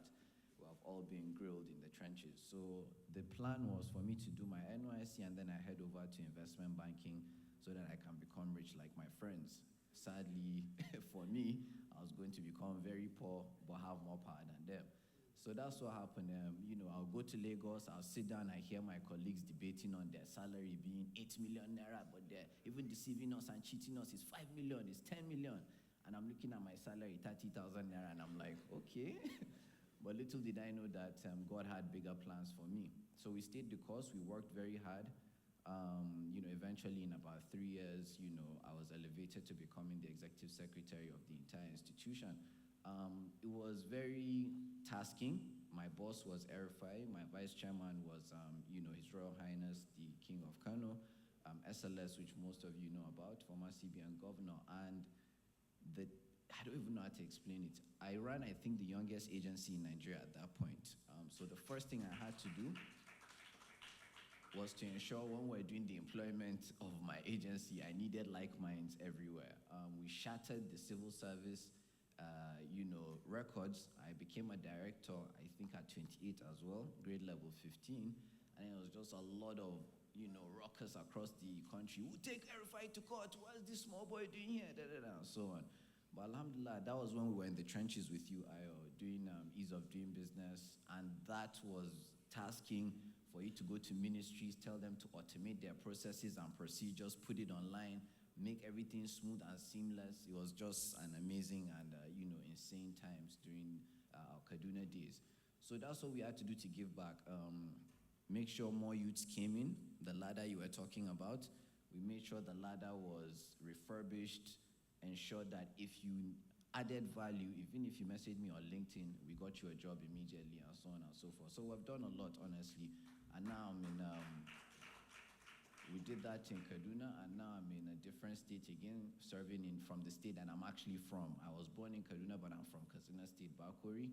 And, we're trying to replicate the same achievements we have had in Kaduna and see what we can do for the whole of the North and entire Nigeria. Thank you very much. Let's go. Dr. Jamila, you're an academia.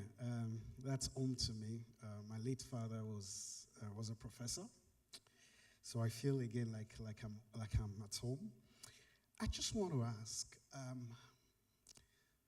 there's this thing that most Nigerians think politics and policy is not for intellectuals. Do you think it's wrong? And if it is wrong, what value can we expect that those with the intellectual, with the enough gray matter, so to speak, can bring to public administration? Okay, thank you very much. Once again, I also want to congratulate you for organizing this very important event. I think we need this kind of platform for youth to feel the need to also participate. I believe when we do a lot of this, it is not only welcoming, it also paves way for people to understand what they need to do to put in place for the betterment of our country. As you put, intellectual politics, are they even different? Because for me, I think wherever you are, whatever you do, in one way or the other, you are involved in the governance, whether at an institution like a Citadel of Learning. I started at Ahmadu Bello University, Zaria, as a lecturer, and I think even as a graduate assistant, I never find myself or see myself as someone that will just remain in class, teach, and not also go back to the society and understand what's really happening. And this is what is happening. I think this is a perception we have of the intellectuals. The intellectuals understand the actual happenings in our society, without which, if they don't understand, they cannot x-ray, and you won't have people understanding the society at large. The people that we have today made a presentation, the different teams, I want to believe they are better equipped because they have been into one university or the other. You see, we even acknowledge them using their universities.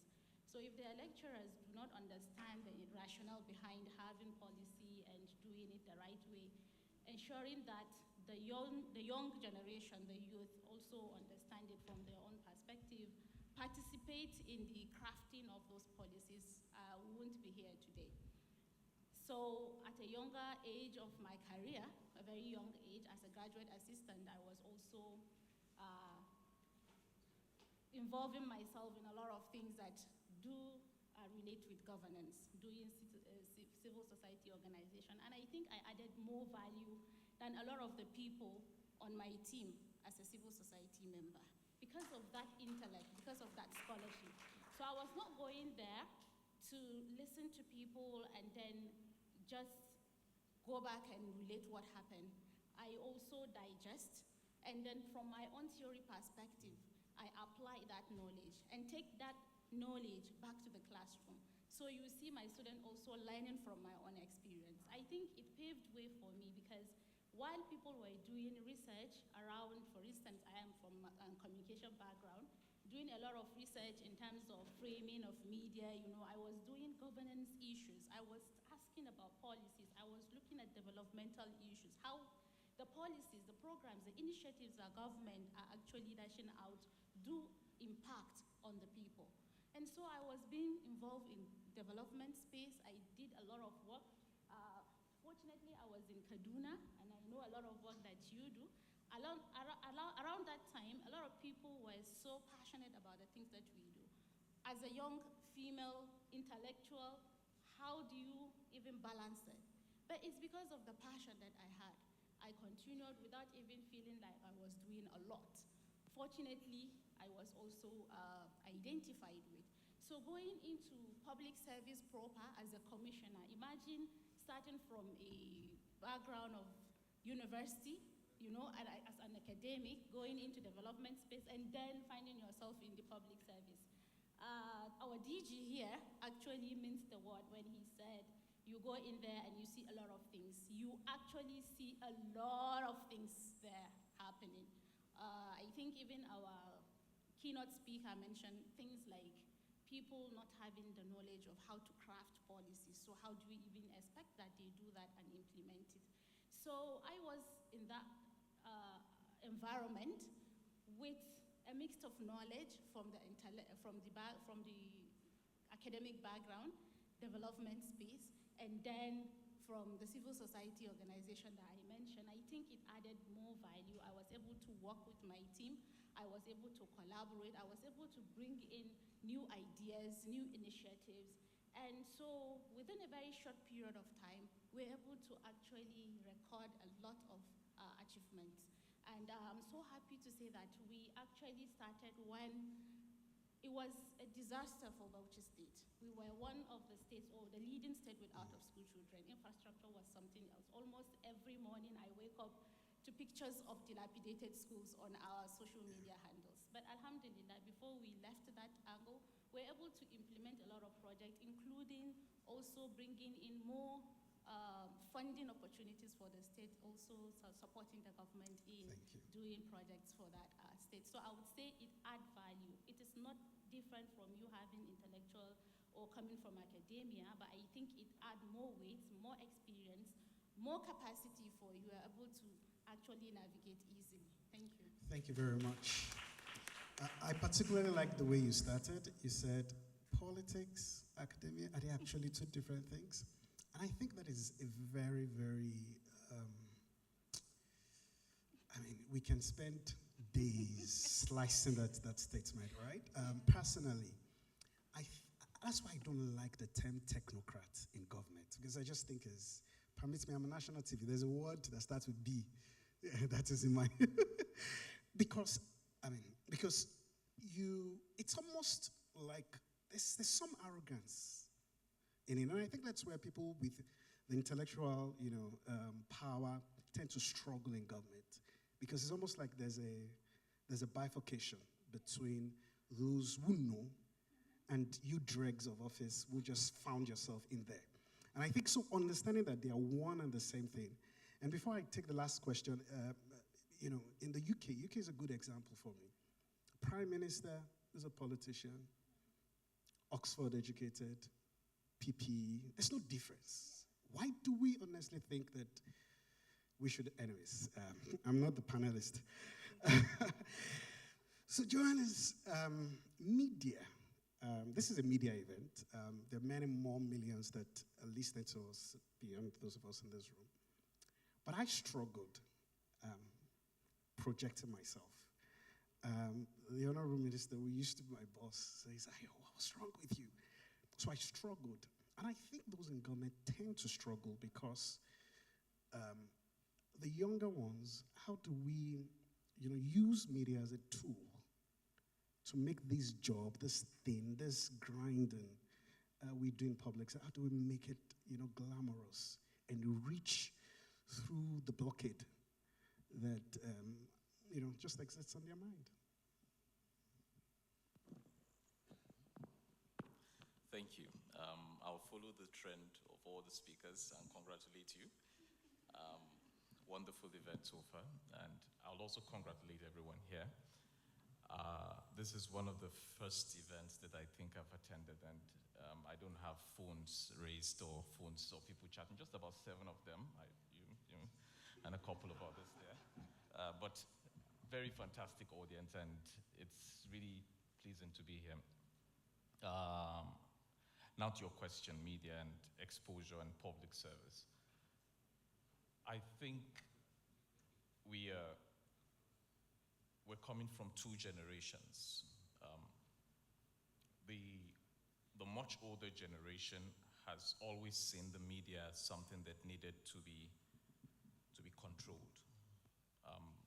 Historically, and my elder brother, Bashir Hassan from Business Day, will know this very well. newspapers, or the news as it was, is something that you receive the next morning. Dr. Bala Mohammed would know this as well, that news was 4 p.m. So that means what you were going to be told, what you were going to know about the world around you was framed for certain periods of time. You get it at 4 p.m., and those who are privileged to read the newspapers wake up in the morning to purchase the newspapers. But the media today, as we know it, has been democratized. If I say nonsense here, somebody is going to tweet it. And if I'm not lucky, I may be lynched outside before I leave. So it means that there are no barriers.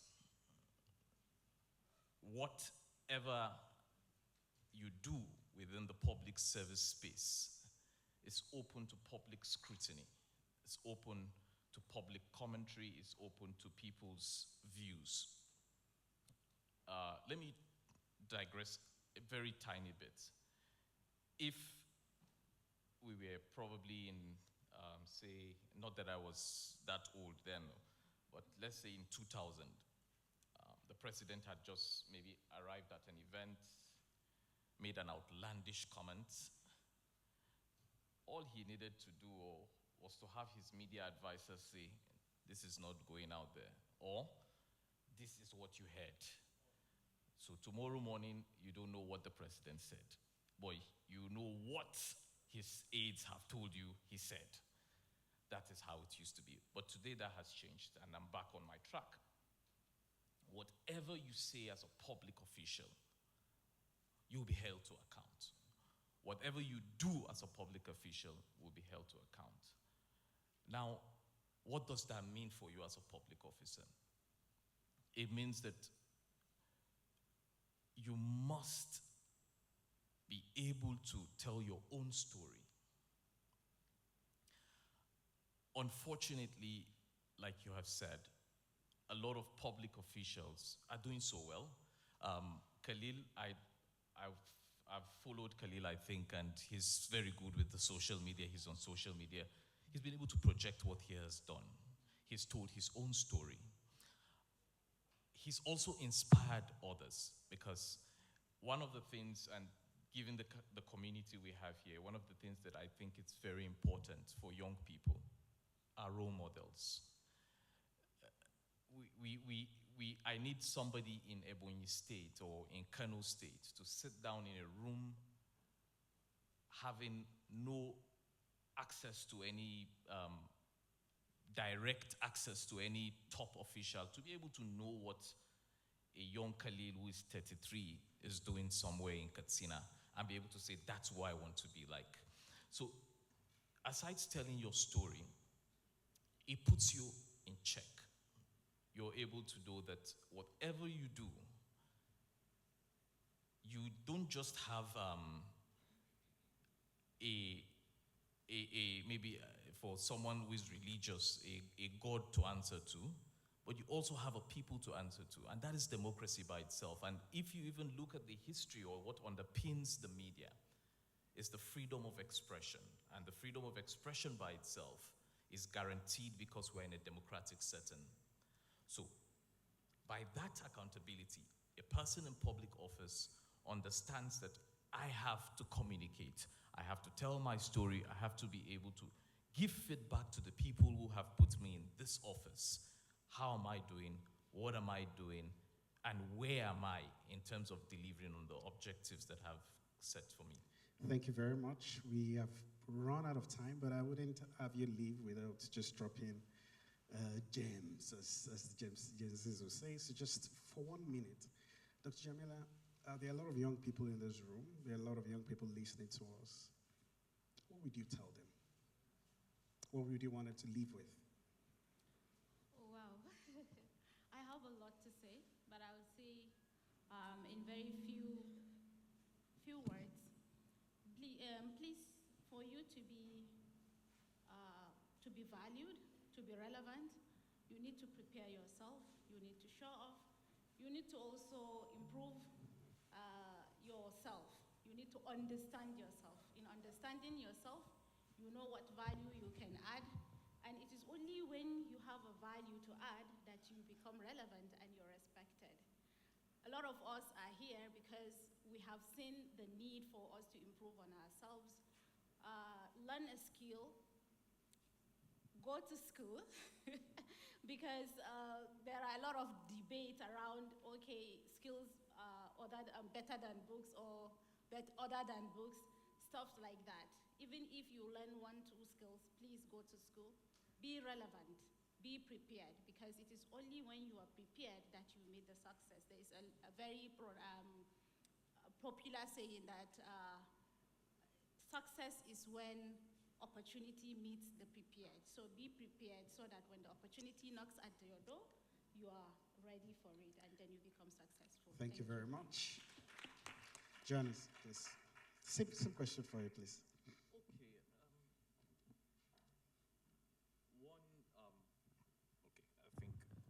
Good. One, like she said, be prepared. 2, take every opportunity that comes your way. Don't feel that this may be too big for me, or this is something that I don't deserve. And in relation to that, always have a God feeling that you deserve to be where you are. If you're in a room with governors, have that feeling that I am supposed to be here and I have something worth offering. Thank you. So Khalil, I'll ask you a little different question. Was there any time you felt like just leaving? And if there were moments like that, how did you, what gave you the staying power? 1 minute, please. Even right now, I feel like leaving. That's what public service does to you. You know, you say I'm the youngest, this and that, but I have like 3 white hairs now in my head. Yeah, because you're compounded or confronted with problems daily. You're challenging your fathers in every single meeting. You have to put it across respectfully. You have to be able to add value to every single policy prescription, every single implementation plan, and so on and so forth. And for me, since when I came in, it's like what they've all said, you need to learn how to add value. There's this issue of experience. Experience is not every single thing. Sometimes some of the most brilliant things or the first things ever done in history were done by those who are doing it for the first time ever. And it was the same reason why we're able to do so in Kaduna State and doing the same in Katsina State, okay? We understood the history and the context of where God has put us, right? I understand that, look, going forward in history, we need to do things in a different way. That is why we're appointed and we're brought here. And the best way to predict the future is to build the future, right? And for you to understand that you should not limit your challenges, but continue to always challenge your limits. Those are the things. Thank you very much. Thank you very much. Just stand here, please, and please. Okay, can you snap pictures of them? This panel has done a great job. The moderator has done wonderfully. God bless you, young people. May you live as long as us. And please give them a standing ovation, please. Please give them, please go ahead.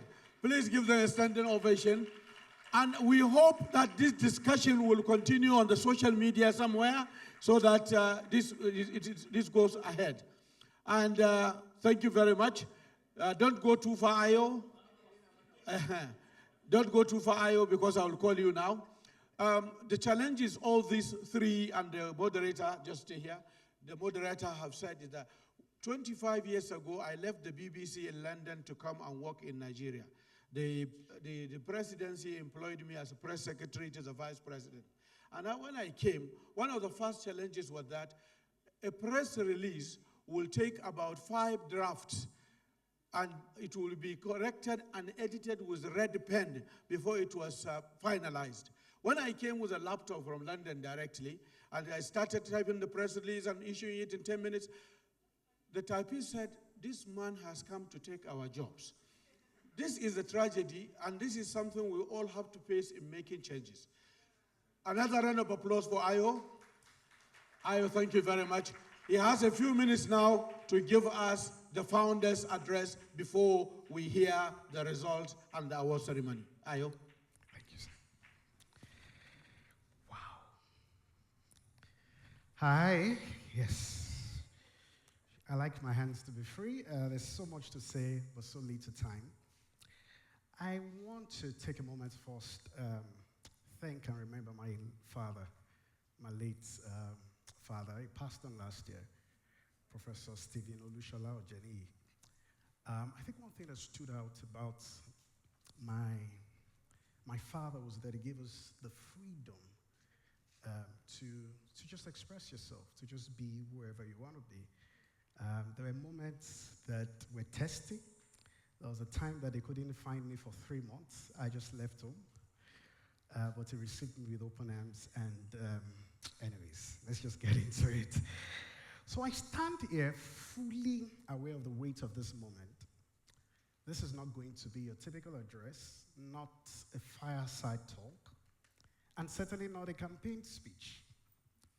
This is a straight talk, a talk between citizens, a straight talk to my country, Nigeria.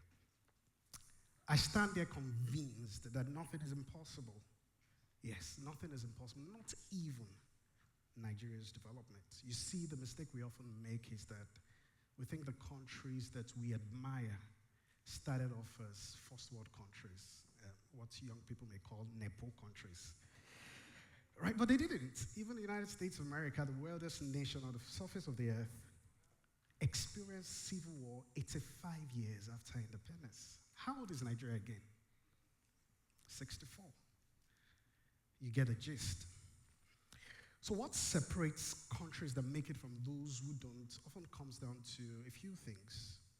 And I'll touch on mindset and choices. It was former US President Jimmy Carter that said the difference between an American and the other kind of person is that American lives in anticipation of the future because he knows it will be a great place. Other people fear the future as a repetition of their past mistakes. So there are past mistakes in Nigeria. We've done many things wrong. But the question I want to ask is, why do we let our past failures constrain, hold us back from imagining a new Nigeria? I should ask you, how many of you here believe in Nigeria's future? And I use the word believe because we are a country of believers. African Polling Institute says 41% of Nigerians don't think Nigeria's future will be any better than it is today. But that's an irony, given that we're a country of believers. Pew Research Center ranks Nigeria among the top 5 most religious countries in the world. You see that graph? The countries in blue, it's between 1 and 100%. Nigeria is a 90-something percentile.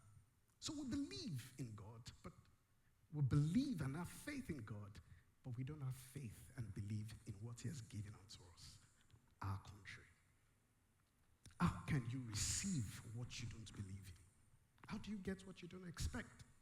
So we all carry a moral, a personal duty to make Nigeria great. That responsibility cannot be left to only those in government alone. We are a people with a government, not a government with a people. So I'll speak to the youth, but before that, I want to speak for the youth. Disclaimer, I'm not by any means a spokesman for the Nigerian youth. I left the youth bracket 5 years ago. Yes. But, you know, I'm here as a stakeholder, as a shareholder that has as many shares as anyone in Nigeria could possibly have. I care about the youth because I care about Nigeria. There is no future without the youth. So to our leaders, we fail our youth when our schools are shut, when job goes to the connected over the qualified, when outdated rules choke the creativity and zestfulness of the youth, and when peaceful dissent is not respected. As leaders, we must give young Nigerians a reason to hope. They say there's an American dream. Can there be a Nigerian dream? One where any young person can rise as far as their hard work takes them. It's time we restore hope. Personally, that's why I pray for President Bola Ahmed Tinubu, hoping that the renewed old mantra will live beyond the pages of the book and become a living reality in our hearts and minds. To the youth, I know many of you dream of public service. I know because I've met some of you, most recently through the Platform Public Service Bootcamp. You have questions. You wonder whether there was ever going to be an opportunity for you. Relax, I got you. And I want to tell you a story, my personal story. In September 2016, I had an idea for a public complaint app. It was just a random thing. And I spoke to a friend of mine, a young friend of mine, Kayode Shobalaji, and I said, see, this is the idea that I have. Can we do something about it? So we called it, this was me searching my email box, just trying to find the couple of emails we shared. This was February 4, 2017. We named it Combox. And we started working on it, not knowing anyone in government or how this idea is ever going to. You see that, welcome to Combox, Nigeria Online Complaint System. I was somewhere in Lagos, but I didn't know anybody, but we kept at it. We kept at it. Fast forward to May the 1st, 2017. Then Vice President Yemi Osinbajo was speaking at the platform. 39 minutes into his speech, he touched on something. And I'll please ask the media guys to help me out.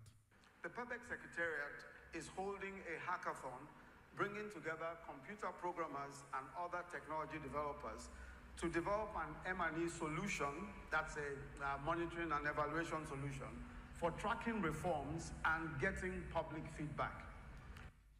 Thank you. For those of you who were here earlier on, you heard me say that I got into public service because of this hackathon.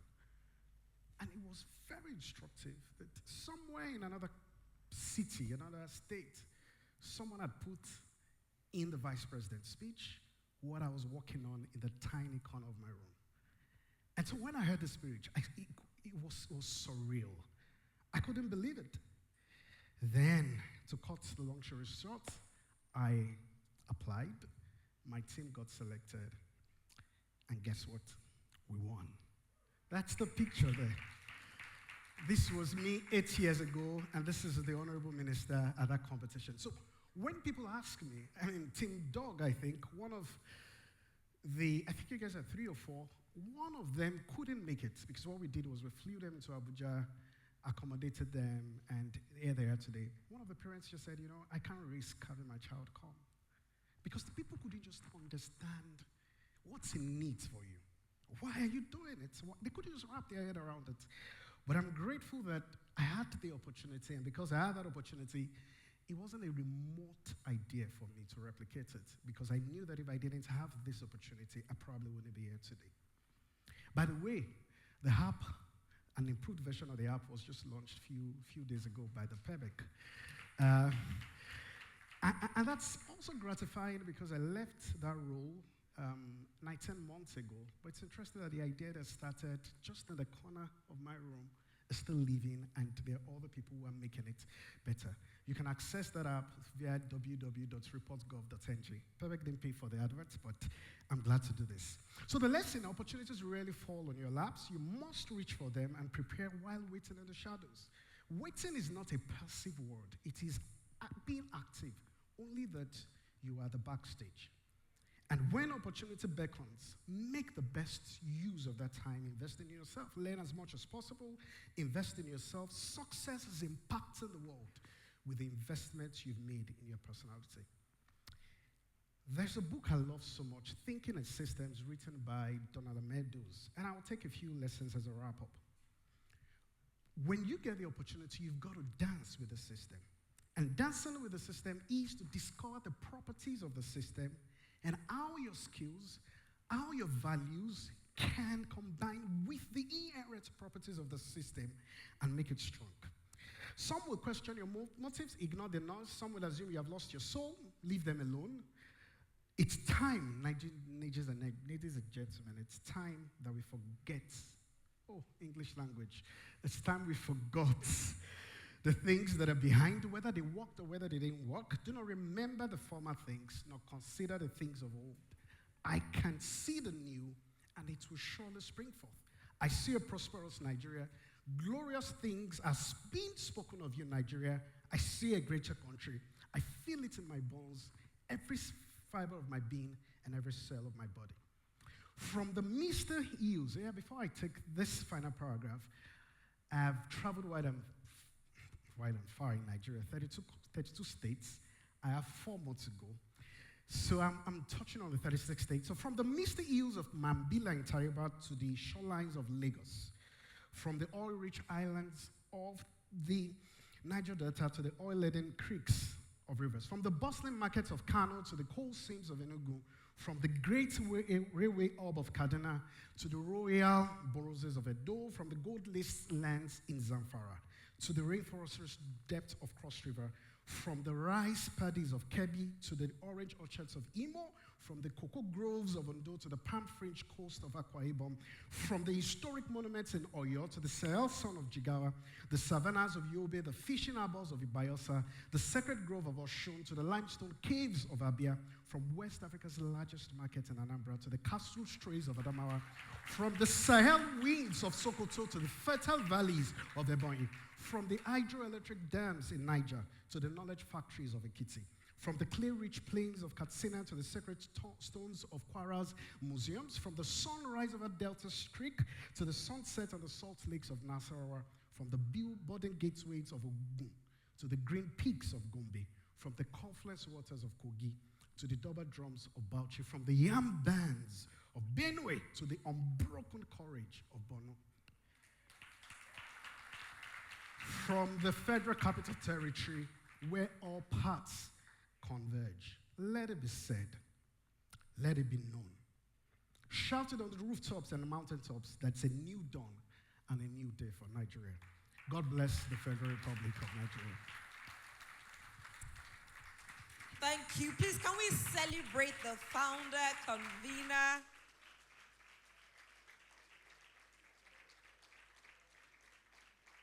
Amazing. So I think that you would agree with me that if Ayakunu wanted to explore the part of poetry, he should go and do so very quickly. Amazing. Can we give him another round of applause, ladies and gentlemen? Thank you so much, Mr. Ayakunu Ojeniyi. Ladies and gentlemen, it's now time for the award presentation. Are you ready? I'm so excited to find out who the winner is. I'm really, really, really excited. But as we said ahead of time, as Ambassador Dakpo said, Nigeria is the winner. We are all winners at the end of the day. And so to lead this segment, I'd like to invite Mr. Ariola to please come on stage. Mr. Ariola, please, could you quickly come on stage? ED, can we celebrate him? All right, he's going to be announcing the winners, and then we're going to invite the presenters. Mr. Ariola, thank you. So they're bringing up the dummy checks because they're not only getting a round of applause, they're getting some money in their pockets and as well as opportunities for them. All right, so you'll be announcing the winners, and then to present the award for the second runner-up and the first runner-up, I'd like to invite Ambassador Dakpo Oyewole. Please, can we give him a round of applause? He also doubles, apart from being the keynote speaker today, he was the chief judge. And I want us to celebrate all the judges, whether they are here in person or they are connecting online, for such important work. All right. Thank you very much. Okay, please, let's be careful with that. So, over the past 4 months, we've had the privilege to engage 160 teams, not student teams, at least 2 in a team. And we've had to read through numerous proposals. I saw a lot of reform around the National Youth Service Corps, the Federal Commission character. And Dr. Dakpo also bears witness to the fact that we had to engage a lot with the semi-finalists down to the finals. And it's been an interesting journey so far. And this night, we would like to appreciate the top 3 teams who have made it so far. Come put us together for them. So, very quickly, I'd like to announce the 3rd position. And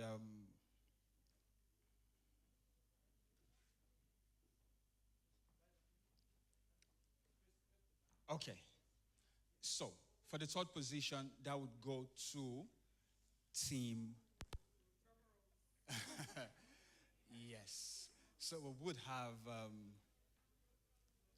we have 2 teams from University of Lagos, And so to the third position is also a team from University of Lagos.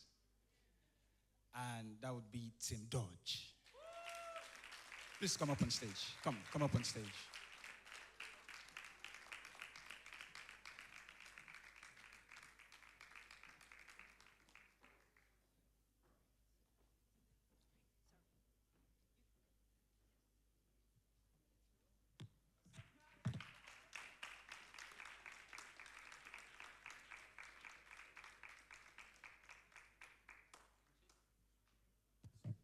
Okay. Let's do that. Okay. So very quickly, we're moving to the second position. Ladies and gentlemen, can we put our hands together for Team Trailblazers from University of Lagos?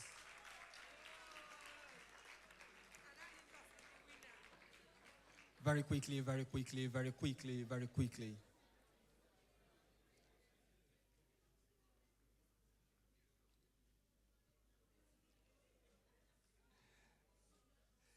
So fun fact, for the four of them, they are all law students from University of Lagos.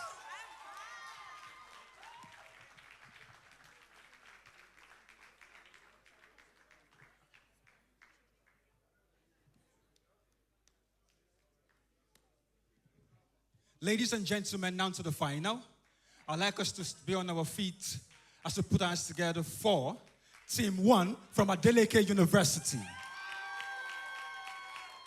Khalil, can you please join us on stage?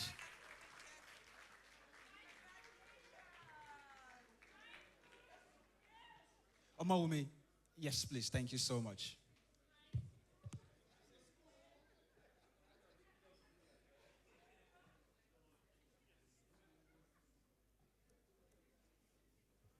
Congratulations.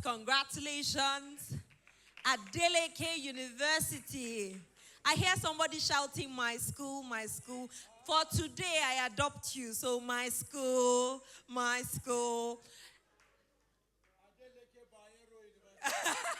Adeleke University of Ibadan.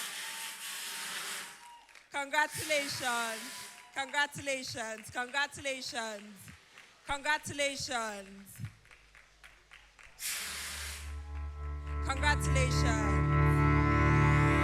I was built to be the best, number one and nothing less. Lead me to my destiny. I have waited patiently. I have vision, oh I believe. I know I can count on me. So stand up for the champions, stand up. Stand up for the champions. Thank you. For the champions. You know, Stand. Congratulations, Team 1. You know, Mr. Bala just whispered something to me, and I think that this name was truly prophetic. Their name is Team 1, and they emerged as number 1. Once again, congratulations, Team 1. So you can see the check, and you know, at times like this, I wish I had entered at times like this, but it's for undergraduates. Congratulations to the winners. All right, ladies and gentlemen, we'll have a quick photo session.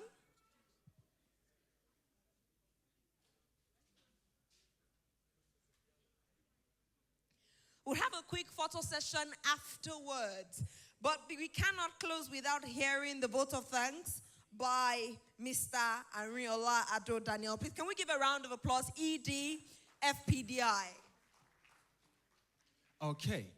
My vote of thanks is very simple and short. Thank you, everyone, for coming tonight. All protocols duly observed. I'd like to especially appreciate the Honorable Minister, Dr. Jumoke Oduwole, for our work in driving reforms and innovation at the Ministry of Industry, Trade and Investment. That has been a beacon of hope for many young people. Also, I'd like to appreciate the person of Ambassador Dapo Oyewole. Thank you so much, sir, for choosing to serve as the Chief Judge for the Policy Challenge 2025 and for being our keynote speaker. Thank you very, very much. I would also like to thank the panelists in person of Mr. Khalil Noho Khalil. We've had an amazing run so far. I would also like to appreciate Johannes Oluwatobi Esquire. I would also like to thank Dr. Jamila Dahiru, my most sincerest appreciation for coming around tonight. Now, I would not fail to also recognize our judges who could not make it here. So Miss Elizabeth Abubakar. I know Omawumi is around. Miss Omawumi Ogunrotimi, thank you so much for doing this with us. And to our friends in the private sector, thank you for coming around. To our friends in the academia and policy space, you remind us that governance reform is not just the work of government alone. It is a shared responsibility between every one of us. And to all our friends present here today, from Leap Africa to Legislative Mentorship Initiative, Emerging Communities Budget, Civic Hive, Ige Mogote Foundation, Amandla Institute, Policy Vote, OGP Nigeria, CDD, African Polling, we're extremely grateful. And to our partner and sponsor, Reversal Business Service, thank you so much for ensuring that this comes to fruition. I'd like to call up, I'd like for him to do this next. Thank you. Before I just, volunteers, those who worked, the first time I was at this venue was yesterday. And today I came in just, a few hours to the event, and everything just ran smoothly. So please, if you volunteered for this event, I just want you to please come up. We'd like to thank you. As we wait for you, I also want to specially thank my family. Of course, I wouldn't have been born if not that I had a family. I would not have been raised to this point if not for my family. And I realized that I didn't do much of that when I started with my speech. So as they say, you save the best for the last. So I'm saving that for my family. Thank you, family. I now want, the volunteers are somewhere volunteering outside. But Felicia, I shouldn't mention names. But all of you, I want to specially thank you. You've made it possible, you've made it clear that young people can take on the reins of leadership, and I cannot be more grateful. My heart is just there. Thank you very much. Ladies and gentlemen, I'd like us all to be on our feet in 10 seconds. Today is the 12th of August, and it doubles as the International Youth Day. Tomorrow is the 13th of August, and Mr. Ayo Ojeniyi is going to be 40 tomorrow. He has chosen to do this for young people across Nigeria, and I'd like us to shout a happy birthday to him in advance. Happy birthday, sir. Thank you so much. Have a wonderful evening. All right, just before you sit, ladies and gentlemen, like Olivia Twist, I just crave your indulgence. Can we please bring out our mobile devices?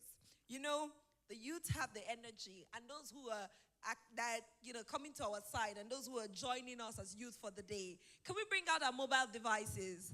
Thank you. I can see the phones are still coming out. Please bring out your phone. Don't worry, we're not doing a phone competition here. We're not saying which one is the 16 Pro Max and which one is the Samsung S something. Don't worry, we're not looking at that. Just bring it out. All right, we want you to please turn your phones on and turn on the camera. Can you please turn on your camera?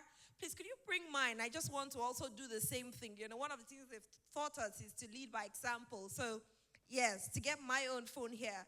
Can you turn on the camera? Put it on selfie mode. Is it on selfie mode? Can you see that it's not a phone competition? Now, I want you to please turn on your camera. Is it on? Is it on selfie mode? So I want you to go as far from your face as possible so that you can create such a large selfie. As many people as you can capture in your picture. First of all, starting with yourself. If you want to do a video, this is a good time to do the video. Are we doing that? All right, we should do one from the top. Okay, I'm going to disturb the convener a bit and ask you to please come forward, sir. We want you to, he is the one who has brought us together. So right at the center, his selfie is going to be the widest angle, like from the middle here. All right? Selfie mode. Are we good to go? All right, when you have a youth event, you should expect a bit of selfie. All right, so together, is it on camera? Is it on video? All right, we're going to say Policy Challenge 2025. Are you ready? Policy Challenge. Let's do a test run. Policy Challenge. Okay, we're getting there. Another test run. Policy Challenge. Amazing. So we're going to say it together, and we're going to capture as many people as possible. Policy Challenge.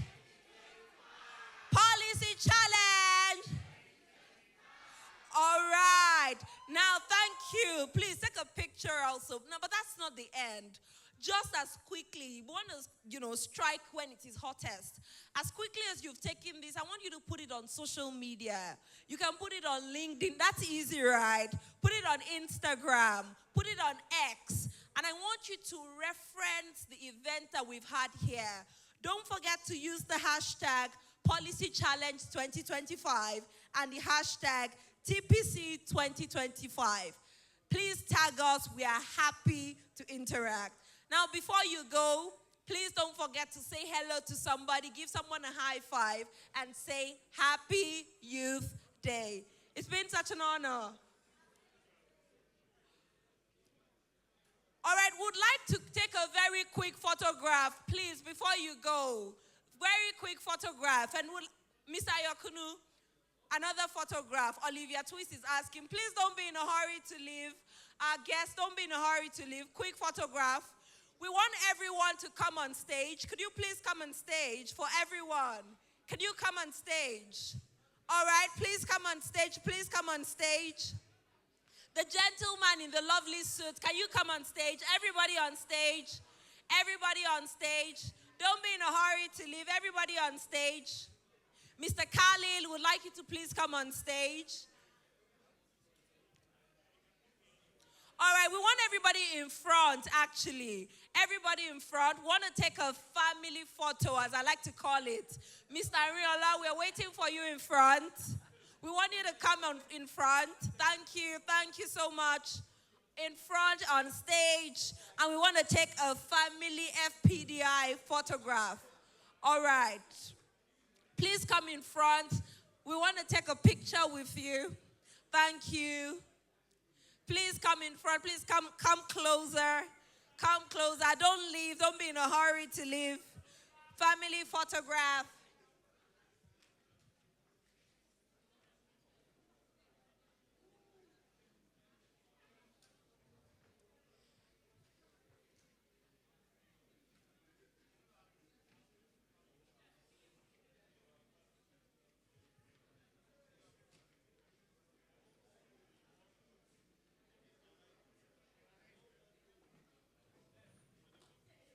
Thank you. Photograph. Please make sure that wherever you're standing, you'd show in the photograph. We want to make sure that everybody in here is going to be in the photograph.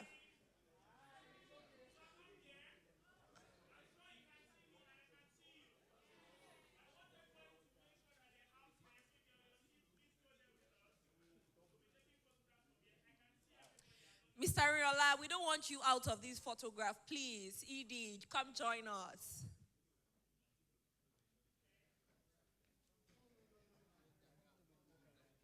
Come up higher.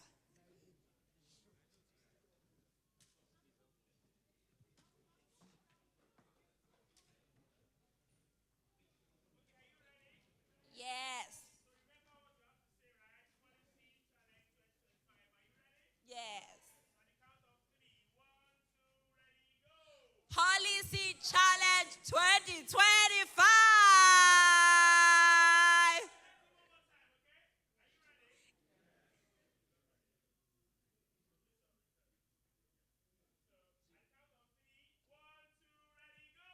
Policy Challenge 2025. Thank you so much, everyone. It's been such an honor to MC this event alongside the veteran, Mr. Bala Muhammad. My name is Temi Badru. Have a lovely evening.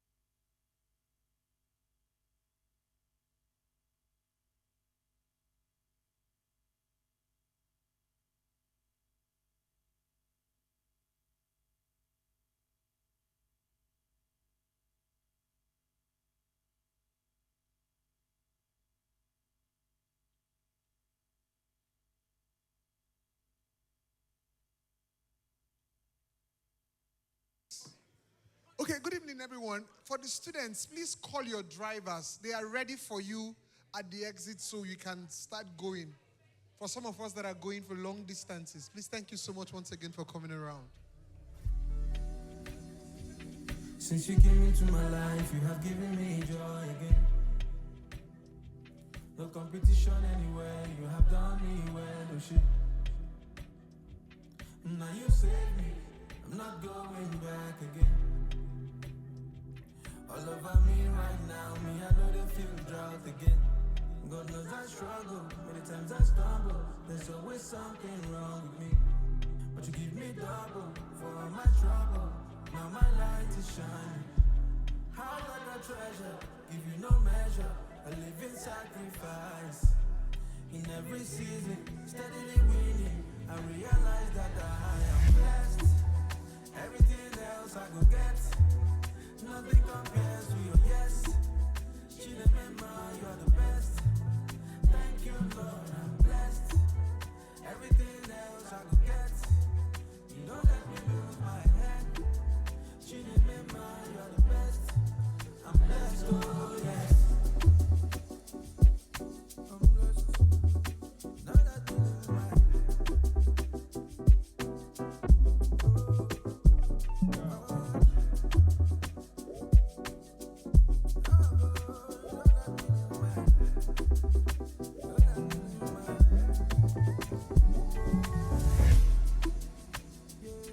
Since you came into my life, you have given me joy again. No competition anywhere, you have done me well, oh shit. Now you saved me, I'm not going back again. All over me right now, me I know they feel drought again. God knows I struggle, many times I stumble. There's always something wrong with me, but you give me double for all my trouble. Now my light is shining. How like a treasure, give you no measure, a living sacrifice. In every season, steadily winning, I realize that I am blessed.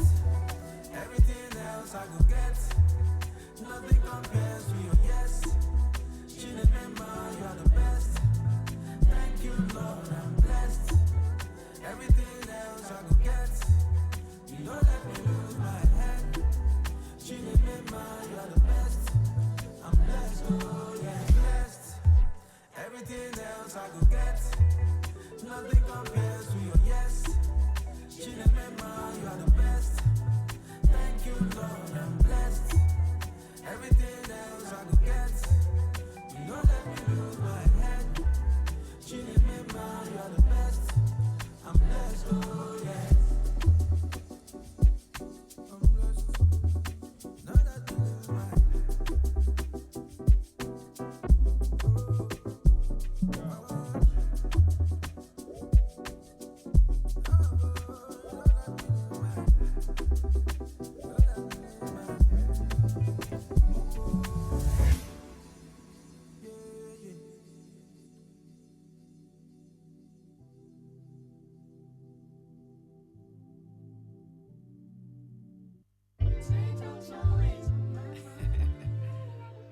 You only got one life to live on this earth, right? Let's live it up. Okay, yeah, I'm on the way. No, I can't wait. Like I'm running late. Turned up like a week straight. Like a B-day, like a C-day. Top 10, but I'm not 10. Cause I'm not them, and I'm locked in. Hit my two-step like 1, 2. This my party, I do what I do.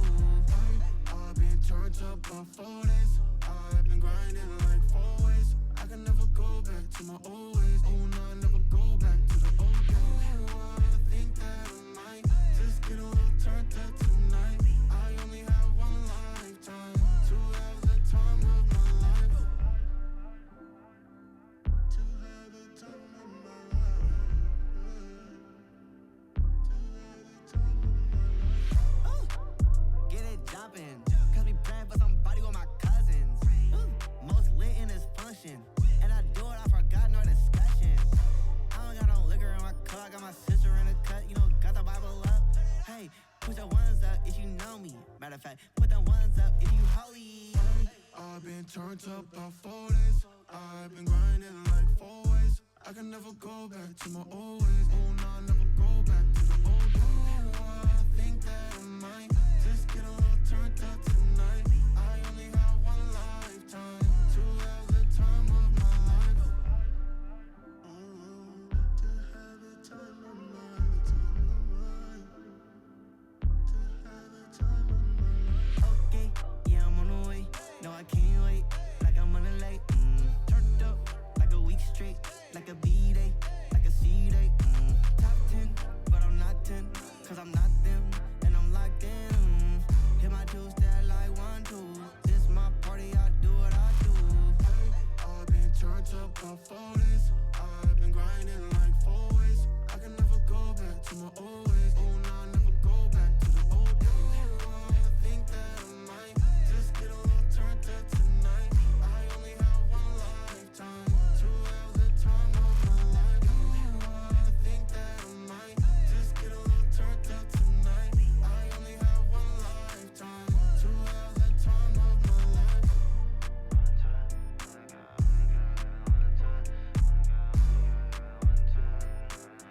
To have the time of my life.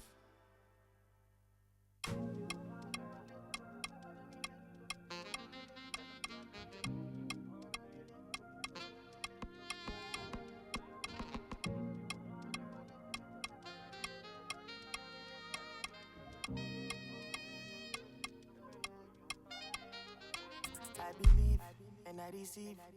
I sing and shout for joy. And every day I receive and I dey give. I give thanks to the Lord.